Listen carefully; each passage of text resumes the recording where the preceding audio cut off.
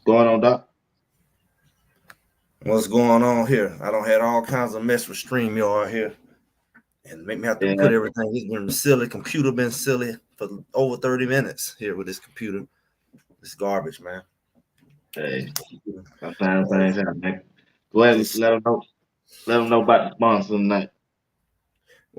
actually Metro Atlanta. We're doing some strong things here in the community. I was actually at an event early today with the seniors, and we're just doing our best to get the word out. Senior living consultants, Proverbial Enterprises, supporting our community and families when it comes to placement advocacy and also real estate services. Yeah, a little feedback here. But definitely, if you have anybody that want to use our services, you can call the numbers scrolling below or go to proverbialenterprises.com on the screen. All right. I don't know what's going on with my thing. There we Your go. feedback. Might have to find another app. Come on. Shit. But all right, Greg. Tonight, the boys are back in town, man. And you saw some of the players doing Bucky well off media made their introduction. Some players that we haven't seen or nor talked about. What do you take from that? What you saw, man? The size of them guys, man, woo, is way bigger than they were last year. I can tell you that. Some of them guys, man, I said, oh, what Coach Prime when I got him some huge, I mean some huge guys for the offensive line and defensive line. He beat up that Mm-hmm. he beat up the line. So what you think about what you saw? Did he not? Did he not tell him? See, Yeah, he see, told you. we in a world now where people kind of pick on people and play with certain people and poke the bear. The Right. man told y'all last year, get me while you can. Um, and he went exactly at where he said he would get, and he really did overkill. He really did overkill on that line on both sides of the ball, and we definitely can get into that, like really dig into that because a lot of channels are talking about different things, but we're not really doing it service until we really dig into what's really going on because a lot of people want to challenge like where we come up with our numbers and it's on paper and all that. It's cute, but yeah, y'all talk the talk about how the line was too small last year, and our biggest struggle clearly was the line. Right. Now, you're gonna turn around and say these guys haven't hit the field. It's on paper. Yeah, what's on paper about 6'6", 350. Yeah. Now last year we kept saying we need 350. We need this. Our lineman's barely 300. Now we don't went 350. Both of the linemen we brought in, all the linemen we brought in, 340 plus. All of them. Name one is not. Okay, so like now what? And these not even the ones who already came in the spring. This Right. not even including Benson. This not including Jordan Seaton. This not including Mayers. This not even including them. These linemen we brought in bigger than them. Yeah. Yeah. They Exactly, just get man. bigger and bigger and bigger. So he's like, so do you hear me now? Do you hear me now? Good. Because we thought we had a bigger line in the spring. And then he bring in some boy from Texas, Yeah. SEC. He brought in boy from Clemson. So Yeah. so since when do so you want to knock on us? Since when do Clemson recruit garbage linemen? I'll wait. They pride themselves on high school linemen. So and they pride themselves not living in the portal. So they make sure they only get one real chance to recruit quality players. So since when do Clemson recruit bus? Okay, so Flapjack, they call him Flapjack. Right. He from Georgia. He went to Eagles Landing with the Hoods. We Right. just got 4 people from Eagles Landing. Flapjack was on the film when Brandon Hood was scoring a touchdown. That was Flapjack in front of him back with junior year and all of that. And I think R.J. Johnson come out of that too, who was from Arkansas. True. Right. Then we got both Hood boys. Then we went and got the other Hood brother who was what 7-8 player of the year, defense player of the year in Alabama. That's 5 people right there. They also came up with not Mikael. Michael Welch, they came up with him through the ranks. Yeah. And we really tied all together. Juju Lewis is tied into that circle as well. I keep hearing that. Okay, all these boys kind of in the same circle. The linebacker we got coming in next year, the top linebacker in Georgia. All these boys kind of interacted on these little league football. They don't been all in the same circles. This Georgia connection is growing. We not the only Georgia connection. We seen Yates come out of Georgia. He from Roswell. I think when old Amos was coming, he was out of Fayetteville. So you're right. Looking at a lot of Georgia guys. We listen to them. Georgia pipeline. Ain't just Florida that we seeing. People sleeping on it. So what happens when you start taking players out of Georgia? Georgia gonna start looking at you like, okay, Georgia wanted Brandon Hood. Yep. You know, so all these boys, Georgia. They got, went to Arkansas, went to Clemson and all of that. But these are top players out of Georgia. And they at Colorado now. And they're young. So the only thing I would say is just keeping these guys there with this portal world that we in. Right. That's going to be the main issue. That's going to be everybody's issue. Like, hey, I see you didn't play. Come on over here. Right. And then you go over there and you're not guaranteed to play either because, they want you to compete. But they gonna have to worry about what Coach Prime is doing because now he getting SEC lineman. Jordan Seaton, you can call him an SEC lineman. Everybody wanted him. Right. He went and got Flapjack. He went to ACC, but he was SEC quality lineman. You got Kirkland coming out of Texas, SEC. Those are 3 young SEC linemen. That's going to be there next year. They'll be a fool to leave because their position is there. Oh, yeah. Yeah, most definitely. It's theirs. And then we got Big Buell. Was it not Buell? Is it Buell? Yeah, I get confused with the defensive side. Buell is the defensive side. What's the guy name from Villanova? We got the Hamlin. I'm forgetting his name. We got the big lineman out of over there from London who on a good day is 340. Yeah. Yo. We didn't go. I dare you. You gonna have to be a world's strongest man to push them boys on skates in the backfield. Yeah. You're gonna have to go around them. You're not going through them. Yo, a big old dude, man. Coach Prime said, "What kind of you trying to get down to?" He said, "I'm fine. Well, man, I just want to be healthy. 6'3", 340 pounds." So what do you say? If we have any line issues, they know what's behind them. That ain't last year, but if everybody come up here talking about last year, we had nobody behind. That's why we had to play electric. We had to shuffle everything around. Right. Once one player got hurt, people playing all kinds of positions. Yeah, we didn't have no depth. So we got depth at every position. We don't have to worry about injuries and just being like, oh, we're going to have to put the water boy at guard. We don't have to worry about none of that. It's backup punter playing, we don't have to do that kind of stuff. We got actual linemen. We have to do that weird stuff this year. Well, on neither side of the ball. Neither side of the ball.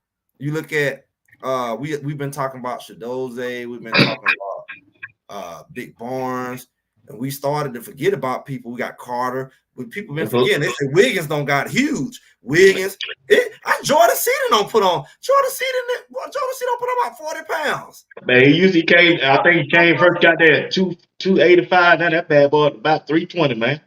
Jordan Seaton, I can look at his midsection. He didn't have no stomach. Jordan Seaton don't put on a good 30, 40 pounds in like a matter of months. He's a whole different size. Coach Mo don't work with him, bro. I ain't even talking about the muscle part. I'm talking about just the weight. He don't put on a lot of weight in his body mass. Yeah, so they can chisel that up, but you got to have something to chisel. Because he gonna lose it. Because one thing about once you hit fall count, you lose about 20 pounds. 15, 20, everybody lose about 15. So you need that weight because you're gonna lose it in fall count. Yeah, everybody do. Wow. That's what it is. But you look over there, and then we just brought in, like I said, Buell coming to play. What was that Buell at? Was he at it wasn't Miami. He played against Amos in that same conference. Big Buell, he's a smaller guy, but he's aggressive in that middle. Of course, we got McNeil. We see Hayes coming in for end. We got some strong ends. We see BJ Green there. He already know what he got to do coming in. So we got all these guys on top of what we already had. These guys gonna be coming for blood because when they get in, they gotta produce. Yeah. You don't know when you're gonna get back out there. Yeah, right. You don't want to be fifth on the depth chart. Yeah, they gotta produce. So they ain't gonna be. That's what people don't really see. What competition will do. Them guys, when they get in, they not only gonna be fresh, but they gonna be hungry. They can't come in chilling because they got so much depth at every position. When you get in, you got to show what you got, and that's a problem for a tired offensive lineman because he ain't coming to play with you because he don't know how long he got to do what he gonna do. Well, you hit that on there. You're right. He don't know how long he gonna be in there because Coach Prime already done said, give me 2 or 3 reps. Every position. Linebackers. You They get in loaded, there, man. Mr. Tackle, if you want to. Chainsaw right there. Yeah. I think he'll start. He should have started me. If I was the defensive coordinator. Bentley might start, but Bentley got thin. He got a thin line to walk. Man, he got vultures behind him. Yeah, I won't see Hill Green and Chainsaw Chain starting and finish. Go ahead and start Bentley. But if Bentley go in there playing patty cake, he know what's behind him. Go in the wrong hole if you want to and give up the wrong hole. You might not see the field again. You be on special teams. Right. Go in the wrong hole. Because I'm telling you, I don't seen them new linebackers. They don't go in the wrong hole. You don't see enough. You don't see enough video on Chaney. You don't see enough video on Chaney. Shoot, yeah. Let me see this. Let's rewind this. Everybody remember my conversations I have. Like last week, we had a conversation. It don't seem like 2 weeks, and it was a conversation about me not watching film. Let me tell you something. I can watch film in 0.0 seconds and know if the linebacker know what it's doing. That's the difference between somebody who me that played the position and them who ain't. Right. You talk about what you know. I talk about what I know. Right. Right. You ain't never played it. Right. So my thing is, and I'm talking about high school, college level. Right. So my thing is this, and I also played defensive back, college, high school. I played everything actually. Okay. So my thing is because I was a tweeter, I was just big enough to go in at linebacker and hit you in the mouth, but I can also go out there and play man on corner. I can do both. So my thing is the closer I was to the ball, the more that was just my advantage because guess what I did? The lineman couldn't block me. Like, that's why I know a good linebacker. You talking about the linebacker comes second. I wish Lurch would come trying to block me like, Man, I was him in the pretzel. He's not going to block me. He's not fast enough. You're not fast enough. You don't see what's behind you. I'm going to make you think the running back running this way, and I'm going to make your silly self run over here, and the running back really going that way. I'm going to juke the mess out of a lineman. You're not blocking me. You know what I did to lineman? A lineman is not even a lineman is no threat to me as a linebacker. That's how I know you know nothing about playing linebacker. The lineman, big slow self, has to come to me. Only a dumb linebacker goes to the lineman and let him put his hands on him. I'm not going to make it easy for the lineman to block me to go and play patty cake. I'm the one who sees what's behind the lineman. The lineman don't know what's behind him. The lineman is reading me. So I can make the lineman think whatever I want him to think. Right. I can run way over here and he gonna run behind me. I can lure him in a whole different direction. That's what these linebackers got to realize. So when I see a linebacker making a fool of a lineman, then I know I see a real linebacker. Webster is good at making a fool of linemen. They can't block. Yeah, I like Webster too. I forgot all about him. Chainsaw is good at Webster. Got to do that because he's small. Right. he would duck up under the lineman, and linemen is not agile. So, unless you got a really athletic first round blindside tackle or whatever. But most of the time, you're really dealing with them guards trying to come be outside. A tackle will try to seal you, right? Right. And that's what you would deal with. You say second level. That because them guards should be too preoccupied with getting down on those tackles, on the nose tackle. So you got to worry about that tackle coming up to the second level to seal you.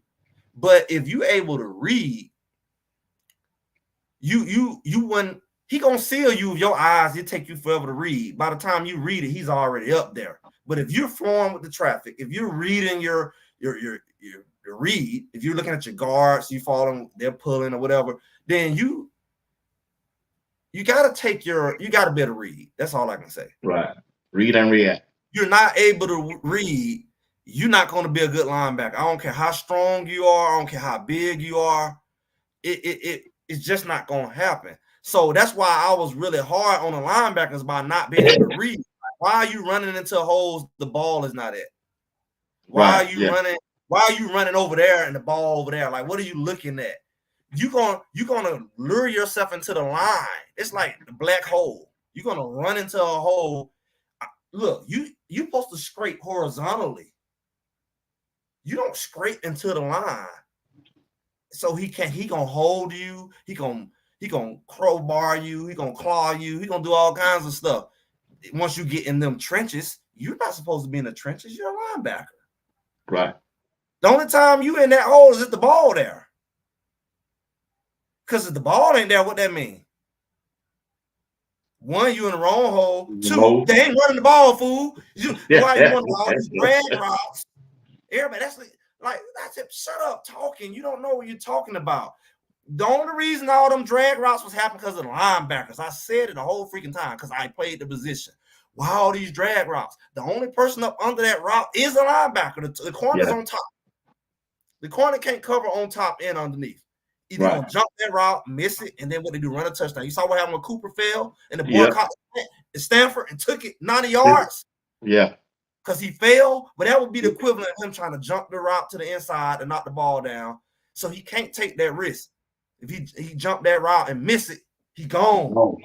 Yeah, he gone. That's the question. How is he gone? Where are your linebackers? Where are your linebackers? Do they exist? They playing patty cake with the linemen. That's where they at. Where else are they? You got linemen. Do you have linebackers? If they're throwing a slant, why is your linebackers not at linebacker? Where are they? See, nobody ever asked that. Where are your linebackers? If they're not blitzing, which I don't see why they would be blitzing on like third and forever and quick slant. Yeah. And he running for 100 yards. Why is he blitzing? And you know they've been running slants and drags right where you going to be at. You take 2 steps to the left and they're going to hit you right in your ding dong, right on the head. you can just go there, stand there, and hit you in the head with the ball. Because that's simply where you are. You're a linebacker. He's running a slant right to where you take 2 steps to your left. It's an interception. Right. They're running the slant to the second level. All right. So what's the difference between let's say a 4-6 defense and a Tampa 2?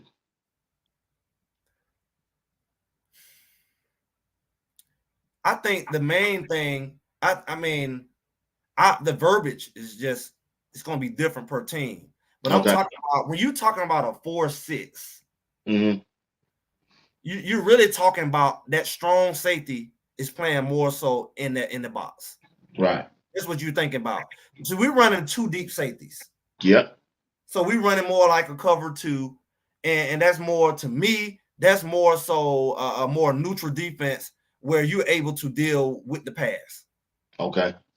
I mean, but when you're talking about running a 4-6, when I think of a 4-6, I'm thinking about you really okay. You got your 2 corners, you got your top, your safety, you got your down lineman, you got your 4 linemen, and then let's say you bringing somebody else off the edge. What are we doing running a 4-6? I mean, what would we be doing running a 4-6? Mm. You see what I'm saying? Right. Well, we run a 4-6. We can run a 4-6 now. Why we couldn't run it back then? Last year. We didn't have the personnel. Okay. All right. I mean, we could have tried it, but you think about it. Look how our cornerbacks were playing. Our cornerbacks wasn't holding them down. No, they wouldn't. They sure would. They sure would. So I'm bringing people off the edge. We furthermore in drag city. Okay. Unless you're gonna play it smart, and we're gonna play more of a positionless style defense where I'm kind of like I'm baiting them like I'm on a blitz, but I'm really dropping back into those back. flats. Right. But again, who would that be last year? This year, who would that be this year? I'm gonna say it. I'm gonna keep saying it. I hope he get it. Travis J, Stoudemire, those guys can be the guy who could be strong off the edge, but they can drop into coverage. I'm everybody keep forgetting about those guys. I like Travis J. I thought he was gonna do good last year. Travis J was hurt last year. Travis J was a guy who had played corner. Yep. At the ACC. Yep. Safety at Florida ACC. State. And performed and played. We had all bench guys. Travis J played. Cooper played. Both of them played. So when you think about it, I would love to see a Travis J in a 4-6. That type of guy, personnel-wise, who's big enough. I feel like he's on there a little smaller than the outside linebacker, just his stature. Yeah. So come off that edge and be aggressive, but he can also drop into coverage, catch that running back trying to slip out the backfield, and he can cover him. But Stoudemire the same way. If I'm gonna say this, if we use our personnel, I'm just gonna have to trust the coaches. I mean, they got all this. We got to. You got all this NFL experience. Yeah. If we use our personnel, we can run the table. I don't see why.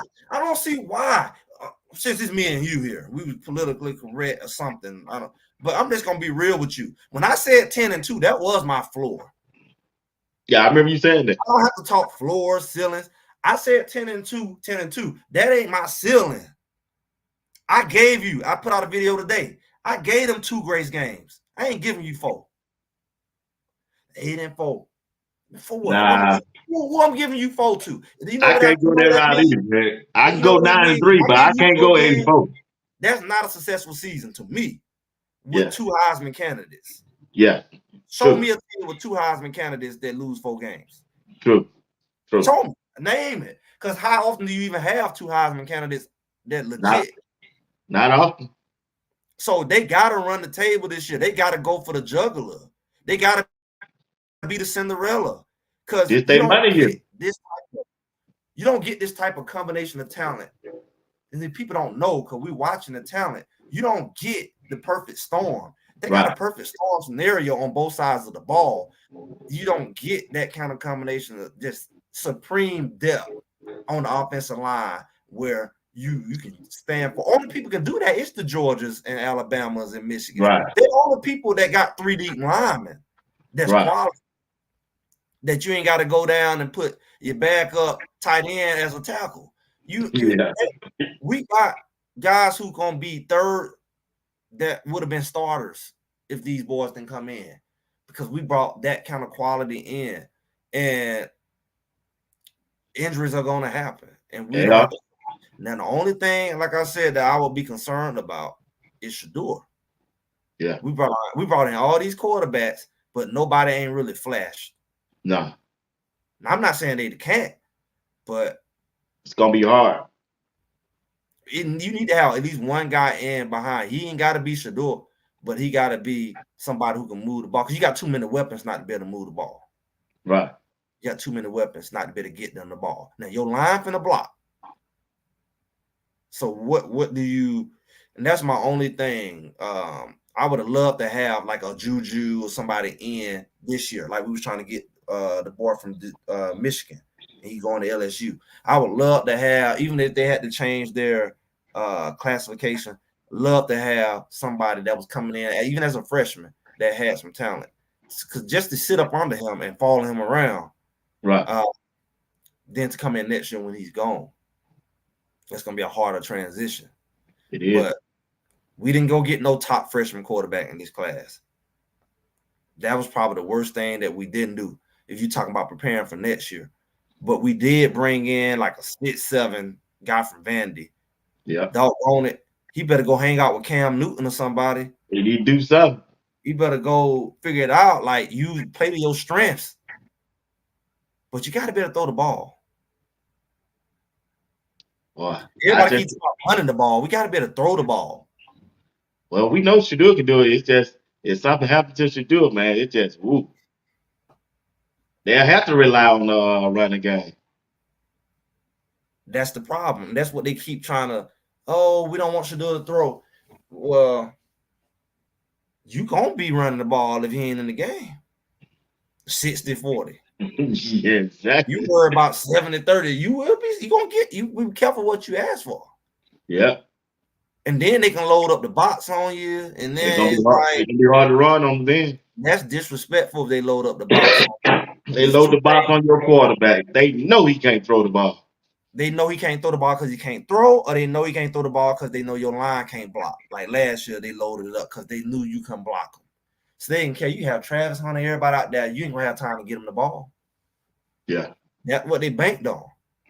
You know, so you don't want to be in that situation where you got all these weapons and can't use them. Yeah, they're gonna have to throw the ball. But going back to my last question, so what you think about Tampa 2? For Colorado this year. I don't really want to go with anything traditional for Colorado. You don't? I mean, we looking at what everybody else have done. You know, we looking at, okay, they did this in the NFL, or we looking at what Georgia do or what Alabama do, and we trying to assimilate that. I don't think that's going to be the best look. Okay. I think that the best look for Colorado is going to be a more, I mean, I don't even want to get into all of that as far as form, but I think you running a 4-6 with a more positionless look. It's going to be their best bet just because of their personnel. I mean, we already know what everybody's going to try to do to Colorado. Oh, yeah, you already know that. They're going to do what they tried to do last year. Yeah. I don't want to really get into anything that's traditional. That I want to catch them slipping every week.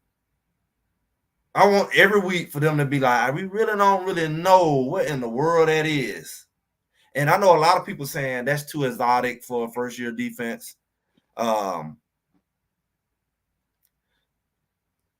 Somebody say it worked for Bama. And Feel so real say if it works, it works. Bama and Georgia have given you the blueprint. But Bama and Georgia, I think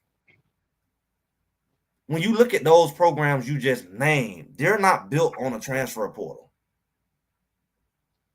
Like, these guys are 5 stars, 4 stars at the lowest, and they have to wait their turn unless they finna transfer. If you're going to be at Georgia, Alabama, you waited your turn. Am I wrong? Right.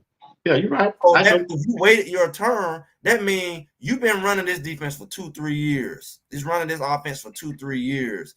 So those type of defenses are built for you to master. And you playing with people that you've been with and you have a relationship with. And that's the thing that they use against Colorado. Y'all, I got a bunch of new players.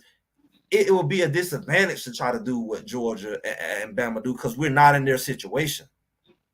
We're not them. We know we're bringing in 40 new players.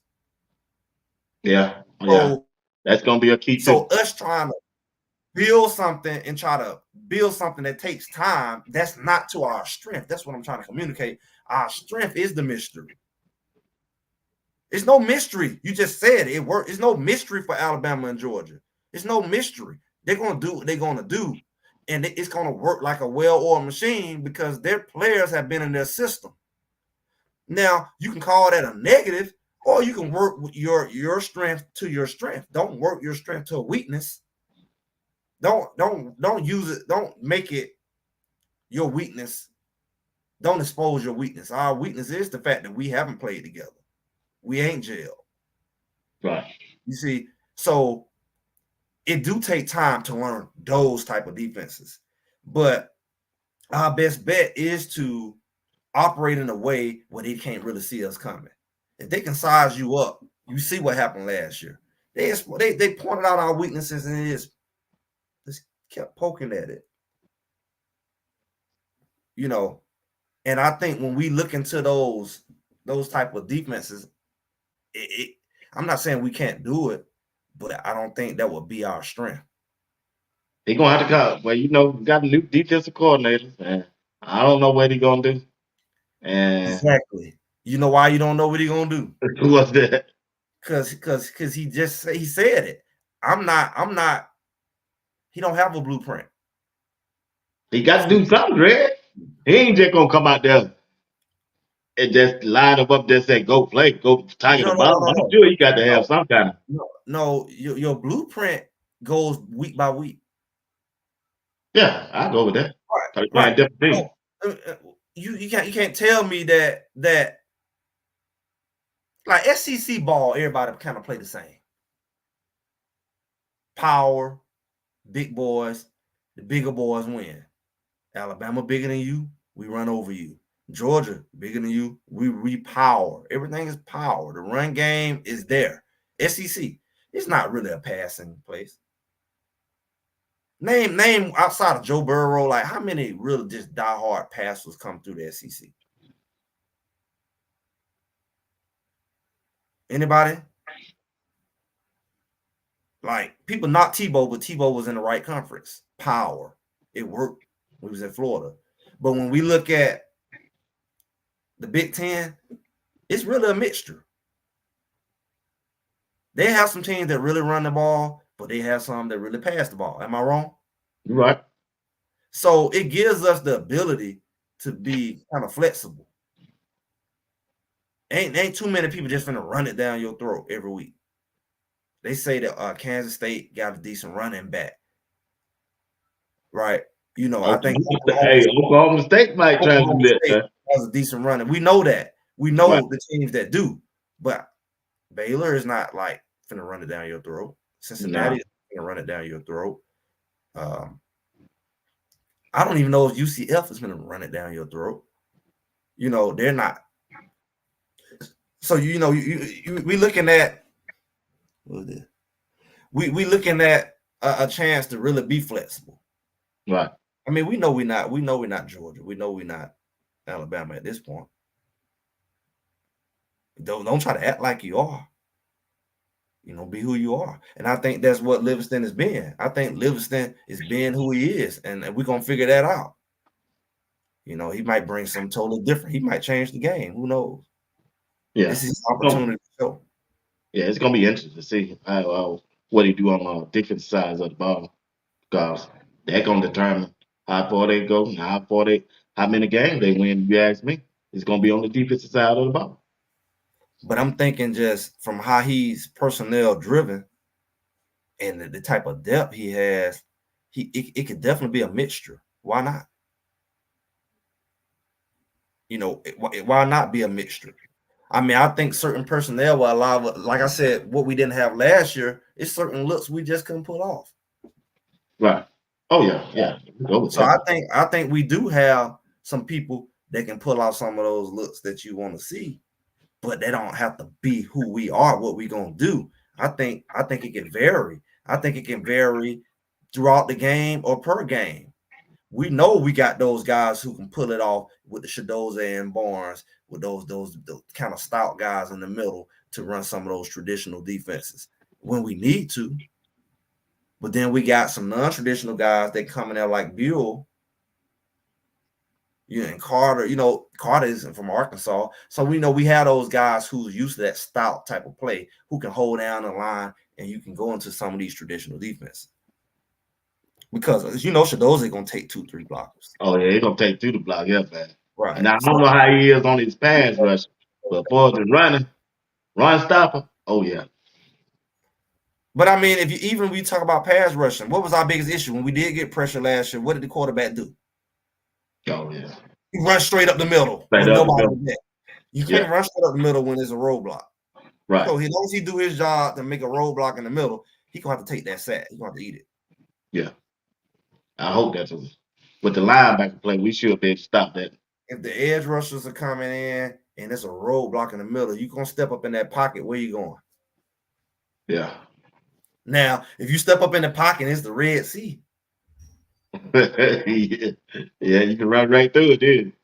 We Yeah, seen yeah, it. yeah. We seen it. Was that Oregon State? Every time we put pressure on them, it took off. That's how they end up winning the game. Yeah. When we start getting pressure on them, they just take off up the middle, 20, 30 yards. Yeah, that's why I'm kind of saying that toss-up game to me is gonna be UCF if they are running RJ Jefferson, the quarterback. He like to run. You're a But that's running just like what quarterback. we said about old boy Sims. That's why they thought that Nebraska was going to beat them last year. What happened? Yeah, yeah. He ran that one good run. Yeah, he had one good And run. He had he one didn't do good nothing run. else. But And that's with no linebackers. yeah. Supposed to have Law Dog and DC Carson Music join us tonight. I see Law Dog down there. I'm gonna bring him up in a few minutes. So what about this running back, Dalen Hayden from Ohio State? We're going to see what he's going to do. It's his time. Okay, DC Carson Music say that. All right, guys, y'all give about 5 more minutes.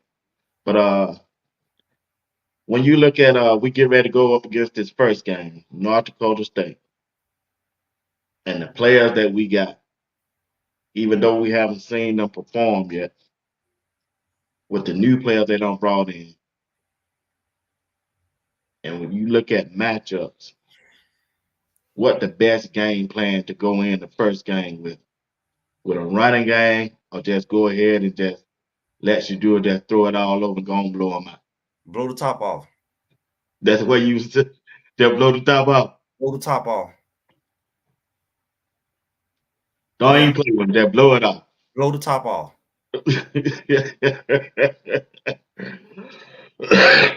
Okay, all right. See can they keep up? See, can they keep up? If you want to play with the big boys, you got all these trenches. Okay, what your DBs about to do? That they gonna have a matchup problem, bro. That's what I'm saying. I'm gonna blow the top off for you, so I can show you ain't on this level. You on that level. You're not on this level, right? Yeah. I ain't to my FCS, FBS. I'm talking about this ain't what you want right here. Right. Yeah. Like, go ahead. Think you finna go run over our 340 linemen. Go ahead and run through them like you think you about to do, and you add a Shador gonna carve you like a butcher. Yeah. Ask me how many Shadors they gonna play. Oh, you already know the answer to that.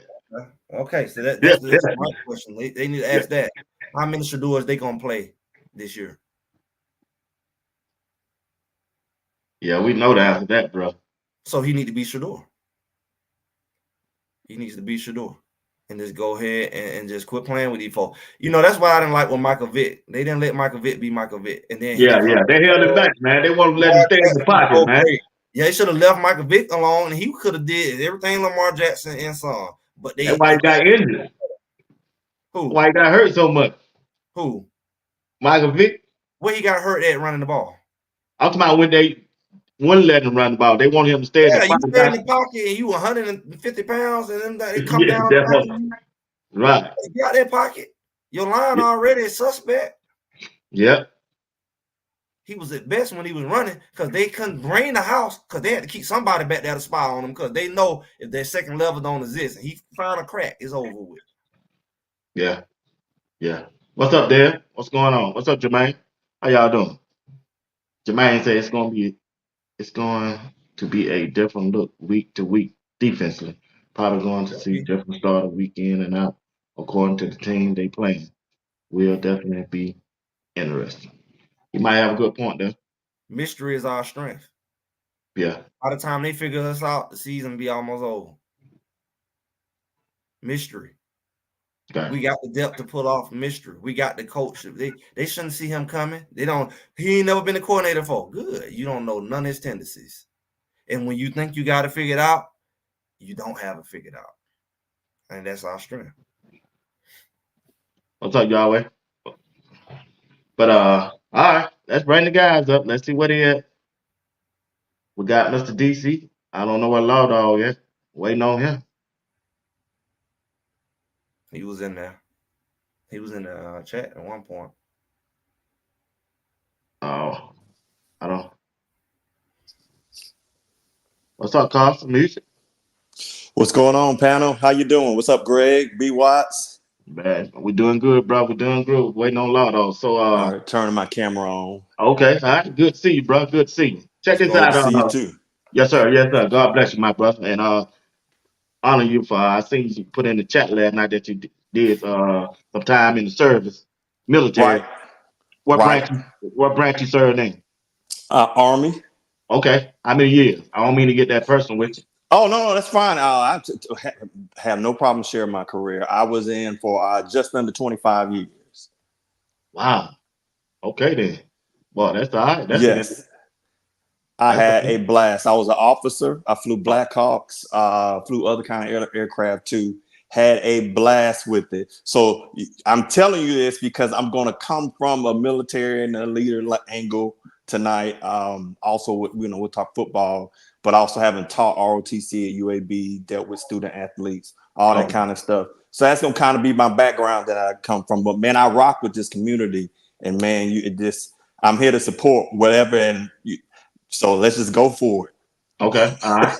So when you start watching football, who's your team that you usually root for? Well, I'm originally from Tuskegee, Alabama. So most of my schools is going to be Alabama. Like I went to Alabama State, but then I left to go to the military, and I did finish my degree while I was in the military. But so I graduated from Troy, got my master's from Troy as well as the University of Louisville. But been a lifelong Bama fan. I mean, all day, every day. But Alabama State is also my other school. Matter of fact, I was at Alabama State the same time the current coach, the one that said, the told Brown, you ain't swag. Oh, okay. I was Yeah. The same time as him. So I know him. It's hilarious. Yeah. Oh, man. That's all right then. So what make you start watching Colorado? I've always been a fan of Prime the player. So no question about that.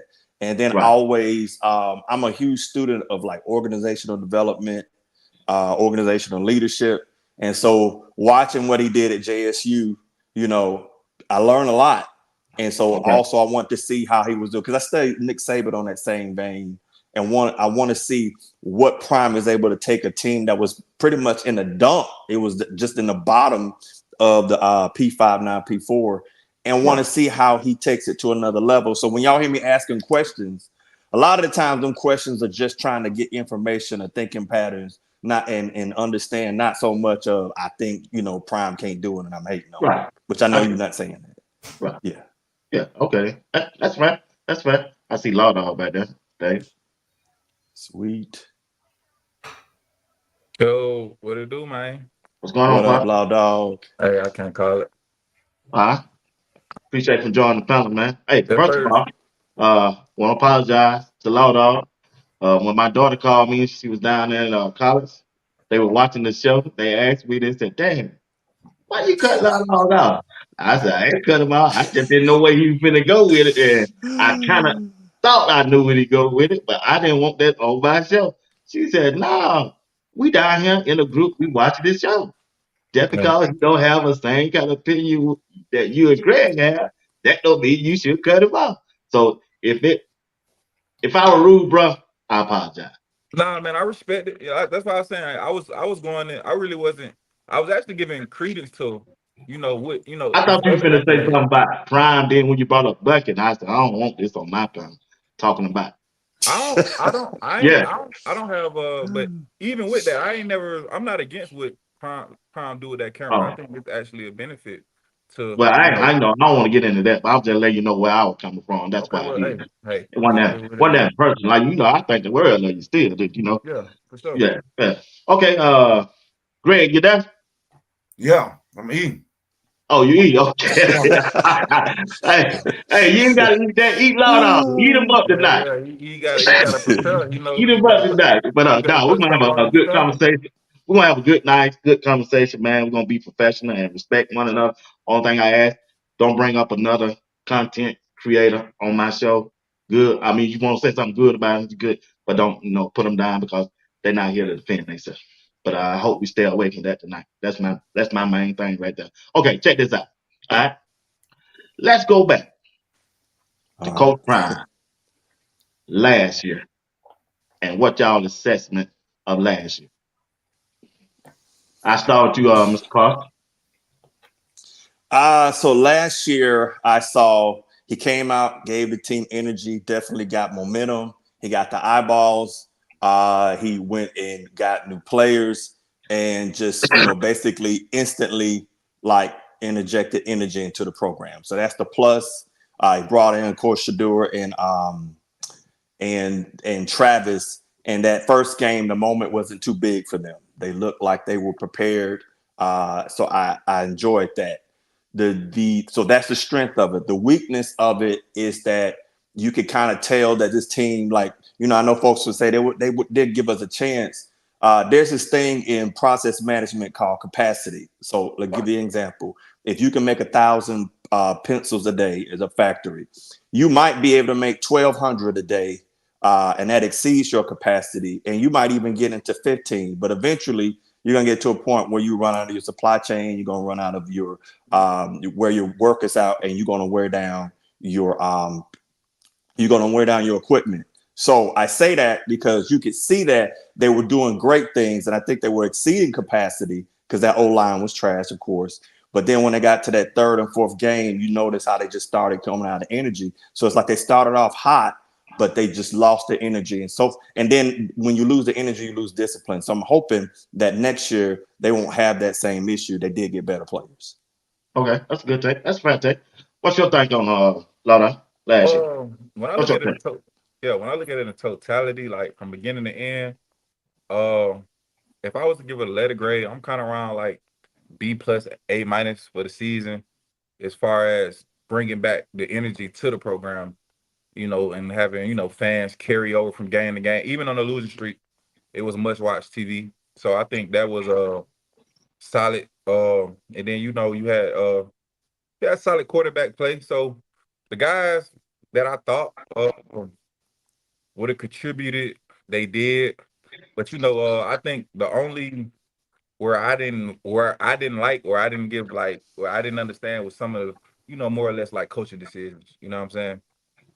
I didn't understand that, even of course the obvious games, the Stanfords, the Oregons, or the Oregon States, games like that. But just changing philosophy when he made the change from Sean Lewis to Pat Shermer, and he kept him on the staff.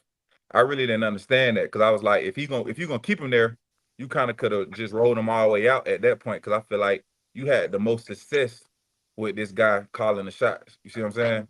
So I'm like, at that point, why not just ride him out? You know what I'm saying, into the end, and I feel like you would have had a better shot to maybe steal a few more wins, in my opinion. So that's kind of where I sit at that. Okay, that's fair. That's fair enough. Greg, you there? Are you still eating? Well, I'm gonna say this here, man. I'm kind of going with what he just said, but at the same time, it's like it clearly was something going on that we didn't know, and they covered it up, and it just unraveled. And they kind of kept it as professional as possible, as far as them um, not throwing each other under the bus. But you can see some little shots thrown, like Bucky said some things. Like I think Reach the People did an interview, and the players were talking about certain things about um, some things that they expected to happen that didn't happen, as far as packages and certain calls that was called that from the top down that was disregarded. So it was some disrespect to some degree going on. Coach Prime, I guess being who he is, he tried to keep it as less dramatic as possible. That's probably why he left him on the staff. Right. But I heard a lot of comments about players siding with certain coaches, and it was clearly a divide in the locker room. And I can tell you where that divide happened. I did videos about it. The divide happened. How he did it, you can say wrong or right, but when he came in and he said the Louis versus the old, and when that Louis came in, all the old, instead of being competitive, they became like vindictive, like, oh, So it was never that team bond at that point. Right. Because the ones who didn't leave, who stayed, it still was the old versus the new. And the new player were coming in saying, we're here to fix it. And you kind of can hear that tone now, but it's different. But when you have a bunch of new guys come in, like, we're the new guys, we're going to change it, and the old guys don't take light to it, you'll find that they can't really build that team, everything we talked about, the camaraderie, the unity, and all of that. So I feel like those old players who were there never bought in. And it was some resentment there. And I think just over time, it just revealed itself. And I think that was the biggest letdown for the season. There's never and they never unified, not because the opportunity wasn't there, but because I guess the foundation of it was like they probably should have just left, because they never really bought in. Yeah. But I guess they wanted to prove something, I guess, Hey, it's a good take by all three of y'all. All right, let's look at a certain player on this team. He's a freshman coming in. Let's look at Jordan Seaton. What you expect? Let me frame it this way. Tell me his strength and his weakness that you have noticed so far. I start with you, Loud Out this time. Then we'll go DC. I ain't really seen too much. So what I have seen, I kind of went back and looked at the spring game probably about a couple days ago. And actually I looked at a breakdown. There was a dude that did a breakdown on him. And I kind of didn't agree with what he was saying because he said the player was a DB when it was actually like one of the Wade twins, but he had the number 27 on. But regardless of that, I feel like he a dancing bear. That's what the term they use when you talk about a tackle that can move and play through his feet. So I think he'd be able to play through his feet, but of course I feel like he's gonna have to get stronger. But the thing where I look at him on film is I feel like he drifts too much. You know what I'm saying? As a he don't because initially, like when you pass it, it's gonna have to be a point of contact where you're gonna have to hand fight. You know what I'm saying?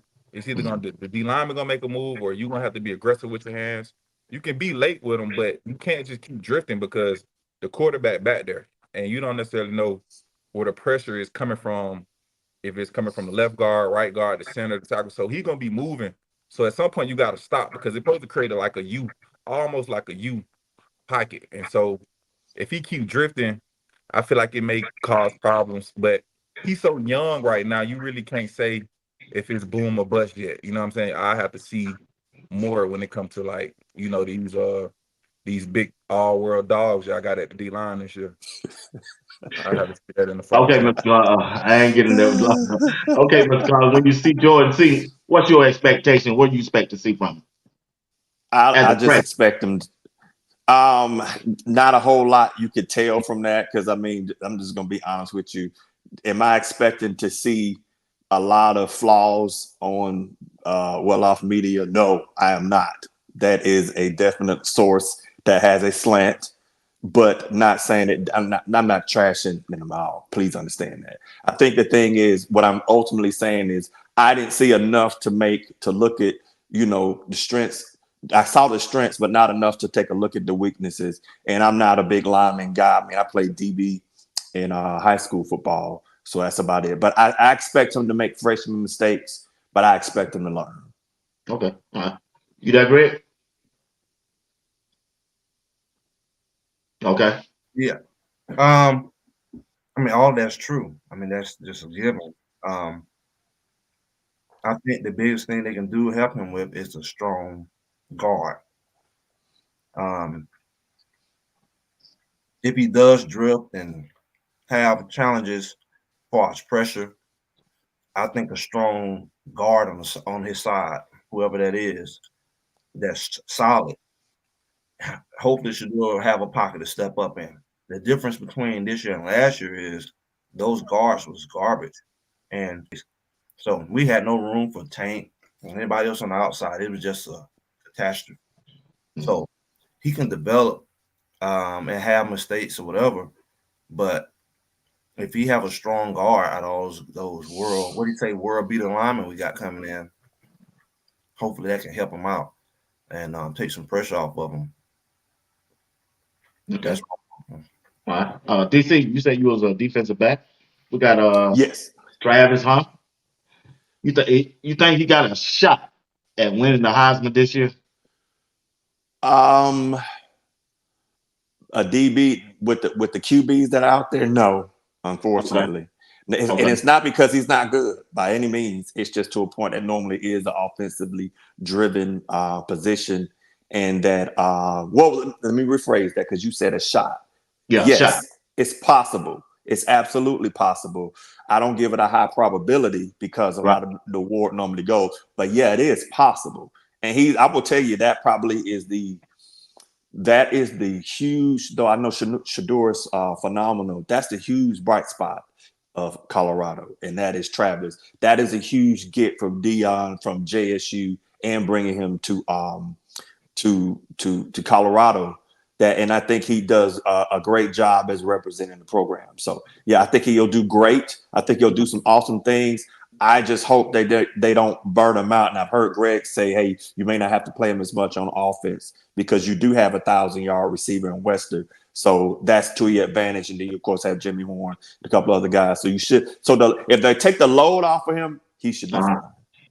Okay. Now, when you look at him, DC, what is some things that from last year when you saw that he need to work on to be better this year as a defensive back? As a defensive back. Cause he got burned a lot of times now on the defense side. Big receivers.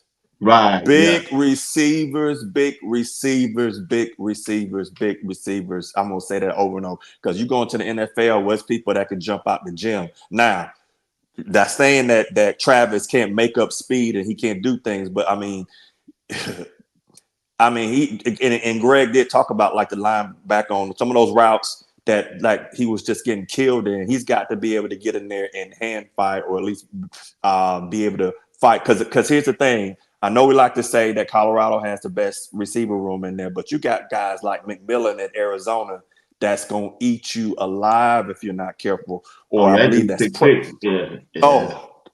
because I mean, I watched him go up and catch a couple of catches. That was like, oh my God. And then I believe was that Preston in Oklahoma State. I believe that it's just some guys in that league that do stuff. And UCF, you seen the B Watts, it's some receivers down there. Yeah. So if he can work on that and show, I mean, truth be told, if he's able to get in there and win those matchups, won't win all of them, but win most of them, he'll improve his draft status, his draft ranking. He will go up. Okay. All right, Lord, what you think of Travis Hunt, man? What type of player you think he is on defensive side? He all right. I ain't really seen a lot at corner to be. He's just raving his praises. Like he made good plays in zone, you know what I'm saying? But I feel like when it come game time, you're gonna have to play some man ball. You know what I'm saying? At the end of the day, it's gonna be mano a mano, me versus you. The same that can go for him when he go over to the offense. It's gonna be mano a mano. So he's gonna have to make the same plays that he make on the other side of the ball in man coverage. I feel like he a zone corner. So maybe playing him in the slot is what I'm hearing. It may be to their advantage, but at the same time, if you got a downhill type running back, I'm saying you run at him because you want him to get in to the trenches into the wash until where he banging and force him to make tackles. And so, like DC say, depending on however they use him, I feel like maybe you should lose him less on defense. You know what I'm saying? And more gear him towards offense because I feel like that might be his natural position as far as when he entered the league. But you never really know. But I feel like I'm more in favor of him being a receiver than I am a DB. Is that, from my answer. No. Okay. All right. Greg, what do you think about Travis Hunter coming in this year? I mean, we heard arguments on both sides. We heard argument that Travis should play offense. We heard arguments to play defense. So that show you he the real deal on both because it's about even. But I think his performance is not going to be even. You can't expect the man who just been running routes to go play man coverage. So it will make sense why he would be better at zone because that that kind of takes some of that pressure off of him as far as running. He just was running routes. So that kind of limits his ability to just be, I guess, full tank on defense. So that's why I think he's not as strong in man coverage because of the fact that he's gassed, But I think he could do great numbers. People don't like, last year, the last game, 2 touchdowns was taken from him, right? He dropped 2-3 touchdowns. He dropped a couple at TCU. So if Travis could pull in some of them drops, he was over. His touchdowns would have doubled, at least triple. Yeah. You also look at he dropped some interceptions. So when you talk about the type of numbers he got to do to win the Heisman, all he got to do is make the plays that he dropped on top of what he did. And I mean, those are spectacular numbers because I mean, he missed a couple games and still could have had 1,000 yards. Because you got to take into factor that 2 of those touchdowns was taken back from him. That would have contributed towards his 1,000 yards. He only came a little short. So he's able to do it. I think also the numbers, people don't realize, if these guys make these big plays, that contributes towards the yardage too. It don't have to be 5-yard slants, 10-yard outs. Them big plays they're able to make with more time for Shedeur. I've seen film where these guys are open. Shedeur was just running for his life. Right. So, they don't have to do a lot of pass attempts to get this yardage because they have big play potential. Even Wester has big play potential. If he's open, he's able to get open in open field. He don't have to have 20 receptions a game. He can just have a few big plays. So I think people need to take that into consideration when we talk about the type of yardage that these receivers can get or that Shedeur can throw. It don't have to be they have a lot of attempts or a lot of receptions. It just being that he can catch them on a lot of them big plays if he have more time to getting them the ball. So they can eat without the wear and tear. Did that make sense? It makes sense. All right. Mr. DC Carter. One question to Greg that you want to ask him about Colorado. Okay, so Greg, check this out. You said a couple of shows, and I asked the question in the chat because you were talking about you feel that your floor is 10-2 and your ceiling is 12-0. And then I asked, did you think that Colorado this year will be better than Texas last year? And so I'm looking at with you having a new some new players coming on the team, and if you look at the dynamics, where were you seeing where just 3 areas where Colorado was the same, if not better, than Texas was last year? I mean, I'm not comparing them to Texas because I didn't necessarily follow Texas like that. But what I can say, if it's 3 areas that will make them capable, is one, if that line is strong like we expect them to be, we've seen what Shedeur was able to produce with no line, basically. He's getting sacked 50+ times, running for his life. And he was going head-to-head with 2 of the top quarterbacks who was going for the Heisman. When you talk about percentage, we talk about yardage, touchdowns, and even interceptions. He did that with no line. So I'm basing it off of with the weapons that he have and the time he should get. He could be very, very destructive. Now, also, I'm looking at the other side of the ball. I'm looking at a stronger defense that our challenge was last year was a bunch of shootouts because of the fact that our defense just couldn't put the anchor down when it comes to getting off the field. So that combination to me is why I felt they can win most of those games, if that makes sense. All right. You good with that, Ms. Garth? I think the only thing I would say is that the defensive line, I think Colorado got better, but I do not think that they're better as Texas line by a long shot. I think that they're good, but that line that Texas gave everybody, I mean, that big old nose guard they had up in the middle was just a beast. Now, I think that the thing that Colorado has is that they've got more team speed. That's a plus. But I would say I'll just have to respectfully disagree. Well, I never compare them to Texas. I'm not even trying to compare them to Texas because one, Texas is in the SEC, but I think because they were in the Big 12 last year. Remember? Right. But what I'm saying is they were in the Big 12, but they don't have to beat Texas to win the Big 12. Well, the angle I was going at is that because Texas played Oklahoma State last year for the championship. And when we make the predictions of like 10-2, 12-0, we're saying we're going to be the Big 12 championship. So when I start looking at some of those teams, that was the thing I was asking. I was like, all right, well, we saw what happened to Oklahoma State and some of the other teams.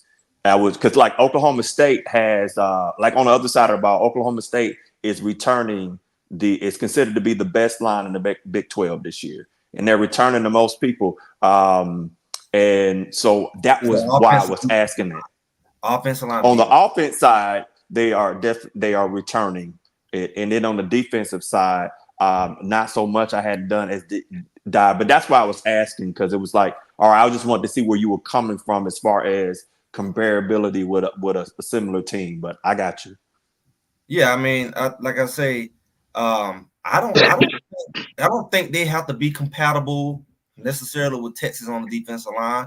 Just like I don't expect the Texas quarterback or just Texas in general to have the firepower that Colorado have. It don't have to be apples to apple, because I think Colorado's strength is their scoring ability. Now, the only thing that I would expect from the defense is to be able to not create a bunch of shootout situations where you have to just burn out. You talked about that burnout. That was the burnout. You say game 3, everything they were doing was a burnout. It was a high emotional, high intense game every week. And it was cute for the cameras, but it was really showing that that's not sustainable. To tell Shabir Brady mode every week. And Brady mode.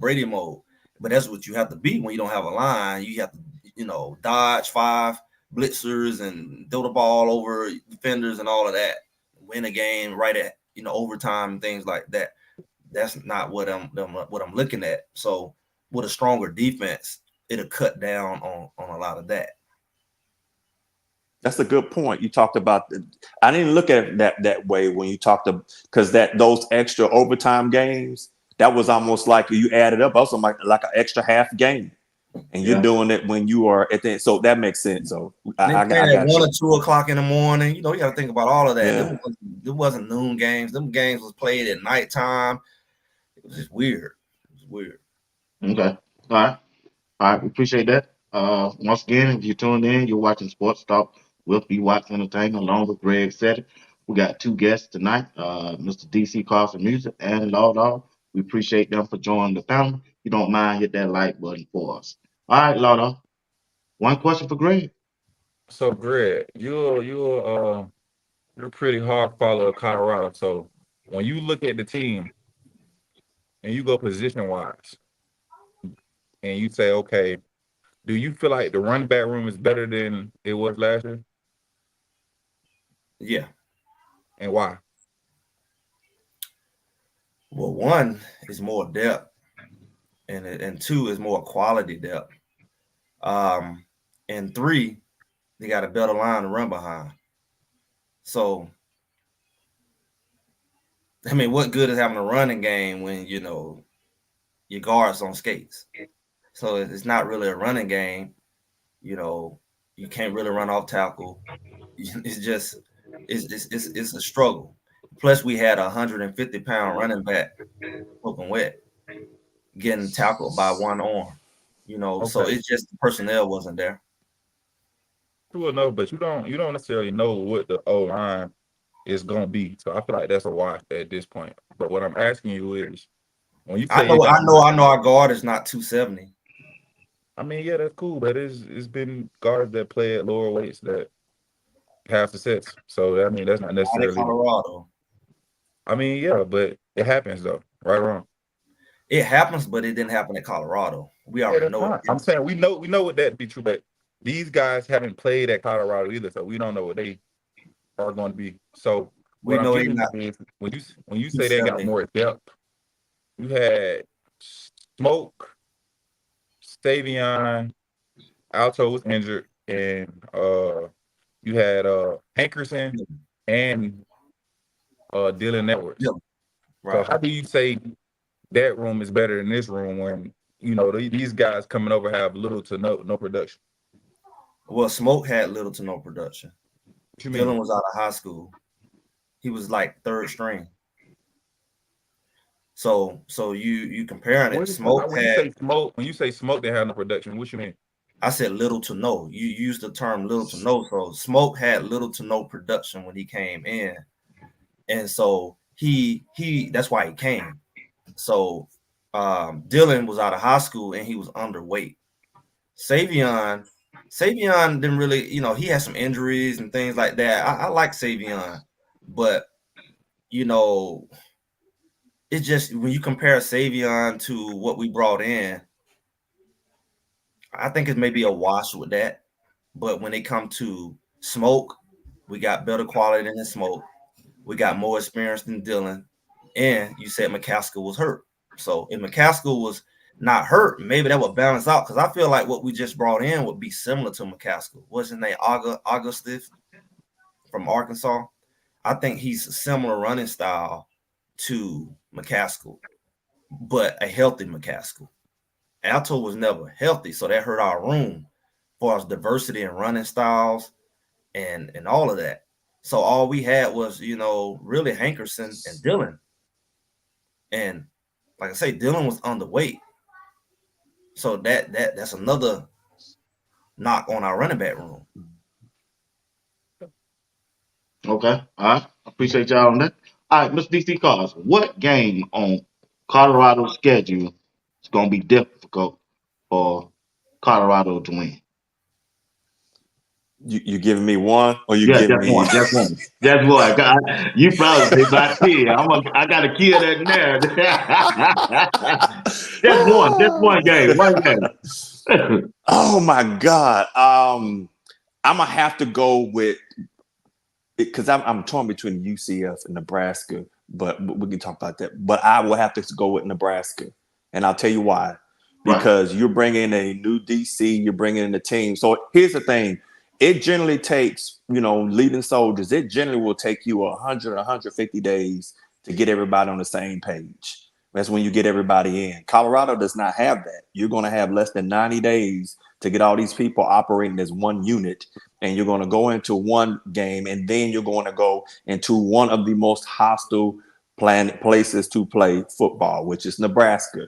And you're going in at night. You're going to have 90,000 people on top of you.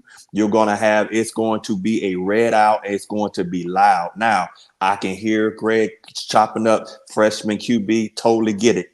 But on the other end, it's that you are going to sit there, North Dakota State, even if you win, you're going to take some bumps and bruises because those aren't easy games. And then the other thing is Nebraska, like their line is average 315, 320 up against Colorado's line, which is around like 280, defensive line around 280. And you're going to come up against a team that has been together. So yes, Shedeur is good, but Nebraska, you're playing at Nebraska.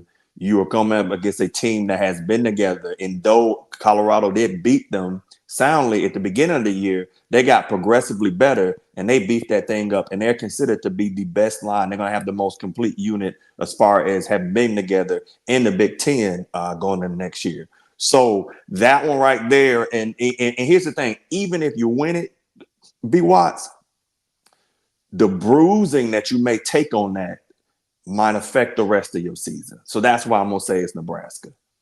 Okay. Appreciate your comments on that take. Greg, you want to counter that? Well, I mean, it sounds like last year. I mean, they were bigger last year. and they supposed to ran through them last year. With our little teeny, we think we have a teeny line this year. Our D line was teeny last year. So I think that Nebraska's biggest weakness is that they can't stop the firepower that we have, like they couldn't stop it last year. I think if we try to go toe to toe with them, then the game will be tighter. It would be a more brutal game, like you said. But I see it pretty much going a similar way. I don't think that now. I do hear that they have some better receivers this year. They do.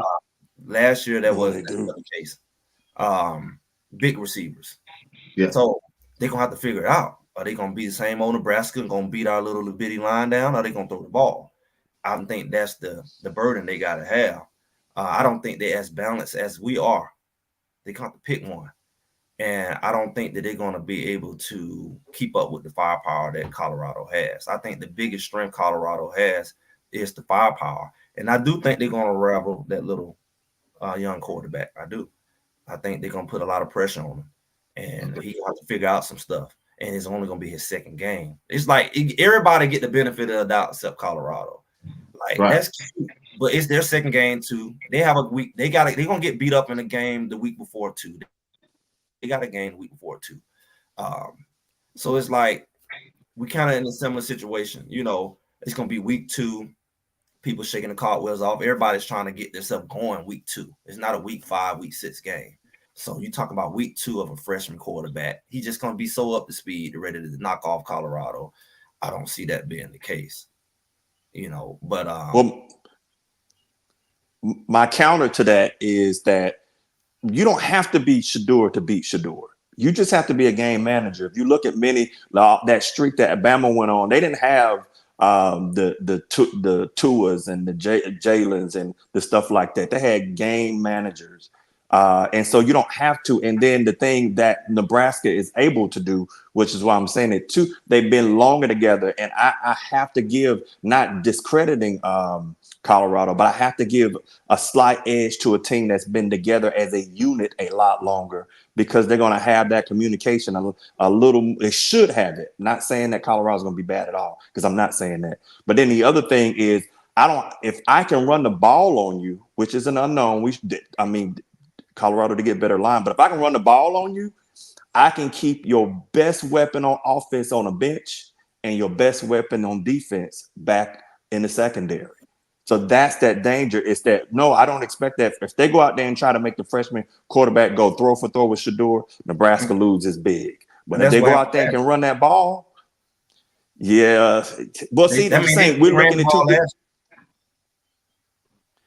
Yeah, but you're looking at two different. You're looking. Colorado is not the same team, but and I'm not taking anything away from Colorado. I just think when we speak Colorado, I don't think we have done as deep of a dive in some of the other teams. I'm not saying Colorado cannot win this game at all. It would be great to see them win it.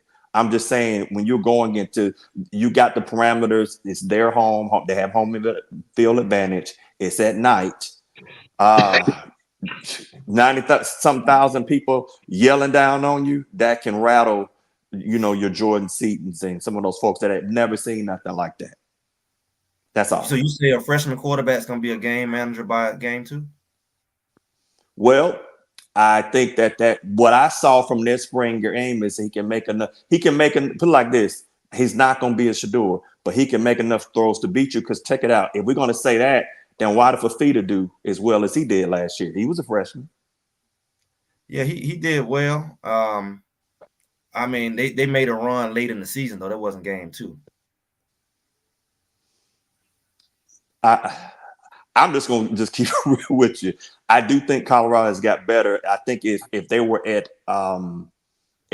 playing at Folsom, I probably would say a draw or something like that. And I don't think that freshman would be able to probably be too rattled. Just like, last year that Nebraska was rattled. But I'm not saying that Colorado is a lesser team than Nebraska as a whole. I'm just saying there are other factors in there that I think gives Nebraska the edge. But if you notice, I'm sitting here saying, even if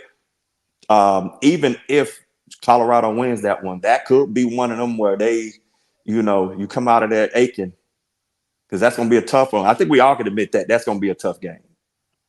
Okay. I appreciate it, Tank. Let me get this out before you go, Greg. East Coast said Nebraska secondary was trash. They retained the majority of their team.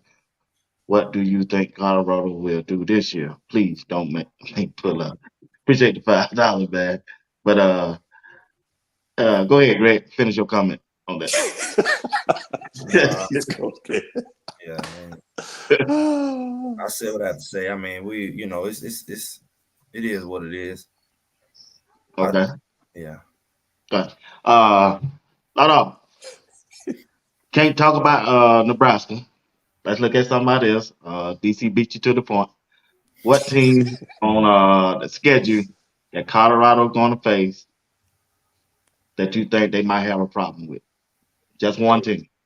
I say this, hey DC, you're a smart man, bro. You know what I'm saying? You know what's really going on. You know what I'm saying? You got a good eye.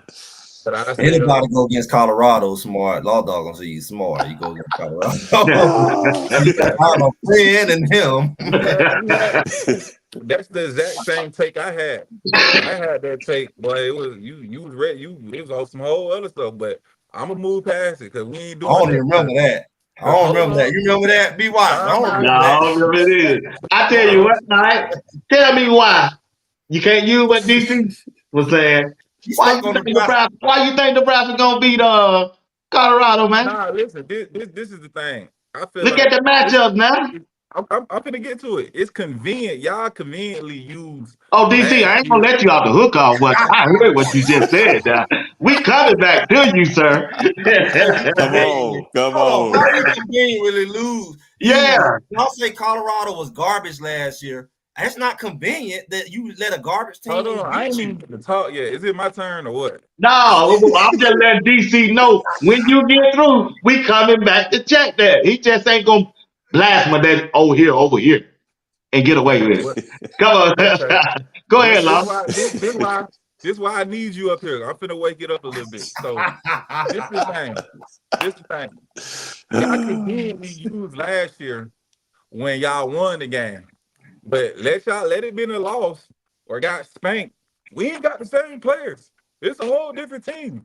It It's a whole is. better roster. I ain't It's the saying that. truth. I Yeah, ain't no, saying you said that. that last show. We was on that show, and you didn't have that same energy when Philip was making them same comments I was having too. You was very quiet on that show, sir. I was kind of disappointed. So I wanted to Who? hear more of those Who? takes you be having when you do it Who? on your What Philip show. say? What Philip say about Well, Nebraska? he had some of the same What sentiments he, where Oh yeah, he he did. talked Yeah, he did. Yeah, he think yeah, but what Nebraska. do you say that they were right. quiet He about? had Yeah, some of the same. He had some of the same sentiments I had, and you didn't push back as much. But I'm still getting to it. So my it's thing only one is, law dog. It's only one law dog. I guess, hey, cool. I take it. I take it. So I also agree where it's like, um, Nebraska got a cakewalk. They got UTEP, I think, the first game. So I feel like So you that's don't more of think a we got like, a cakewalk? huh? We got a cakewalk. That's not a cakewalk, bro. It's Well, there's just because you said ain't no cakewalk, no. The history says it, not what I man. said. I don't that history. He Now you wanted to going go back to to the history past. lesson. Oh So you man. want to use that in the past, Yeah. but okay, Conveniently. I see He where you wanted to going. conveniently I see what use you history. doing, Law. Come on, Law. I'm just saying, bro. Listen, what's crazy is, Greg, you know me from last year because I was listening to you, and I said you had to be hearing me last year when I was over there on my boy show. No, So you heard I, how I I heard got you down. bullying So them you know folks. what I I do. ain't messing with you. So I didn't mess with you. so you I didn't know. never be on stage and mess with you. I let you handle it. I let you Oh handle it. So God. listen, y'all gotta understand. Listen, this is why I say what Colorado fans gotta understand. No matter if y'all not the same team as last year, the teams that play y'all are gonna look at that film from last year I hope to they do. scout Shador, to scout Travis, to look at tendencies, because everything is not gonna change. You said earlier on this show that Alabama plays the same ball, Georgia plays the same ball, all these SEC teams play the same ball, correct? And Yeah, then he said that. you also said that you wanted them to come out and air that ball out again. That's what you said, right? So Yeah. if they coming up under that act, it's gonna be similar things where Shador has success running certain type of concept and certain type of plays. Would you agree to that? Yeah. Right. So we're going to look at that film and we're going to make identification. And Do it. I did win that game. Yeah, I did win that game. But Nebraska also had success in that game. You see what I'm saying? So, like I said, y'all won, but they also had success. No. They got blasted 33-7. They got a garbage time touchdown in the last few seconds of the game. That's not a win. That's not. But you listen. I'm talking about. They did have success in that game, stopping y'all offense. They shut y'all out. They did, but they couldn't stop 33 points. Yeah, because they didn't have a quarterback, sir. Yeah, that's what happened when you try to run the ball. They ran the ball. Right, they ran the ball. Then the quarterback, they was running the ball down the field, and the quarterback just fumbled it away. He got hit. He didn't even get hit. One of the times he fumbled, he just fumbled. Other time, he just no. The first time he fumbled, he dropped it. The second time he fumbled, he dropped it again. Oh, he dropped it. The third, go look at it. The third time, the motion man ran into the ball. Then he came back and threw an interception. Then why couldn't they stop Shador after that? Because they kept killing themselves on the drives. Right, but when Shador got the ball, they should have just destroyed him in that garbage line, right? They shouldn't have scored. They should have stopped. They had 7 sacks, bro. Why wasn't it field goals? Why was it touchdowns? Why they couldn't just stop them and get field goals? How many field goals? But you can't get a rhythm and you keep putting your defense out there. Chances is an explosive team like Colorado, they're going to they're going to eventually take advantage of certain things. They did it 33 points. I'm not arguing. Especially if you're playing at altitude. Especially if they're playing at altitude, that's gonna have a factor on that as well. I'm not altitude only affected Nebraska, but it didn't stop Oregon State. It didn't stop all the. It's conveniently using the altitude, but you don't when they lose. What you say, Law Dog? Listen, what y'all gotta understand is y'all want to look at it one-sided, and y'all gotta understand it's another side to the game. Like it is. Listen, you be so happy about that win, but when we break down the loss. Oh, I don't want to talk about that. It's a whole new team. We talking about the win right now. Can we talk about the win? But Nebraska lost last year. That's what we talking about. Football, right? They said lost. You played football. Did the coach come there and break down the game, regardless of win or loss? I'm sure Colorado did it, but that was after the scoreboard said 33-7. Okay, y'all won that game, and then y'all lost the next 7. No. They didn't win. They destroyed Nebraska. Congratulations. Nebraska was destroyed. Congrats. Okay, I okay, fella. Okay. Let me read this about chat out from East Coast. He said Travis Hunter owned that secondary last year. What do you think LeJohntay Webster and Will Shepherd will do this year? DC Carson Music. All right, so I think they're gonna do great. But I guess they're gonna. I think they're gonna do fine. I mean, those are people that could they can catch the ball. I mean, West is a 1,000-yard receiver, so I guess that really is. I think they're gonna do great. But do we want to unpack that? I got time. Which way you talking about? Unpacking what? So here's the thing. I think those receivers will be good. I just don't. But the other side I'm going to say is that I think they'll be good, but I also don't think that folks are. I think there's an assumption that Colorado offense will and that everything will be clicking correctly. And I think that you're going to have some hiccup games. I mean, that happens to every team. Who thought Bama would struggle with USF last year? And they did. So I think that those players are going to be good. I think but here's the thing I would say, and I'm gonna kind of go with Law Dog in there, getting into maybe the little dark side of the conversation, is that, we can sit here and talk about the bright spots, but I think when you start looking at some of the other things is you might, if you wind up having a line that is porous, let's say, for example, you're asking for a true freshman to protect the blind side. And that's going to take time for him to get adjusted to that type of game speed. So while you got receivers that could do it, he may not have the time, as much time at the beginning of the year as he may have that being Shador is in the middle of the year. Basically, what I'm saying is, if you're thinking you're going to get them long passes or stuff that's going to get you like that, those 15, 20 yard down the field. I don't think you're going to get that right off the bat. I think that's something you're going to have to develop over the season. Well, he did the first 2 games last year with a garbage line. Okay, let's address that. Let's address that garbage line, because the thing is that the line was never considered to be garbage until let's go all the way in with this one. So that I will not sit here and defend that line, but what I will say is that 10 of them sacks could have went away.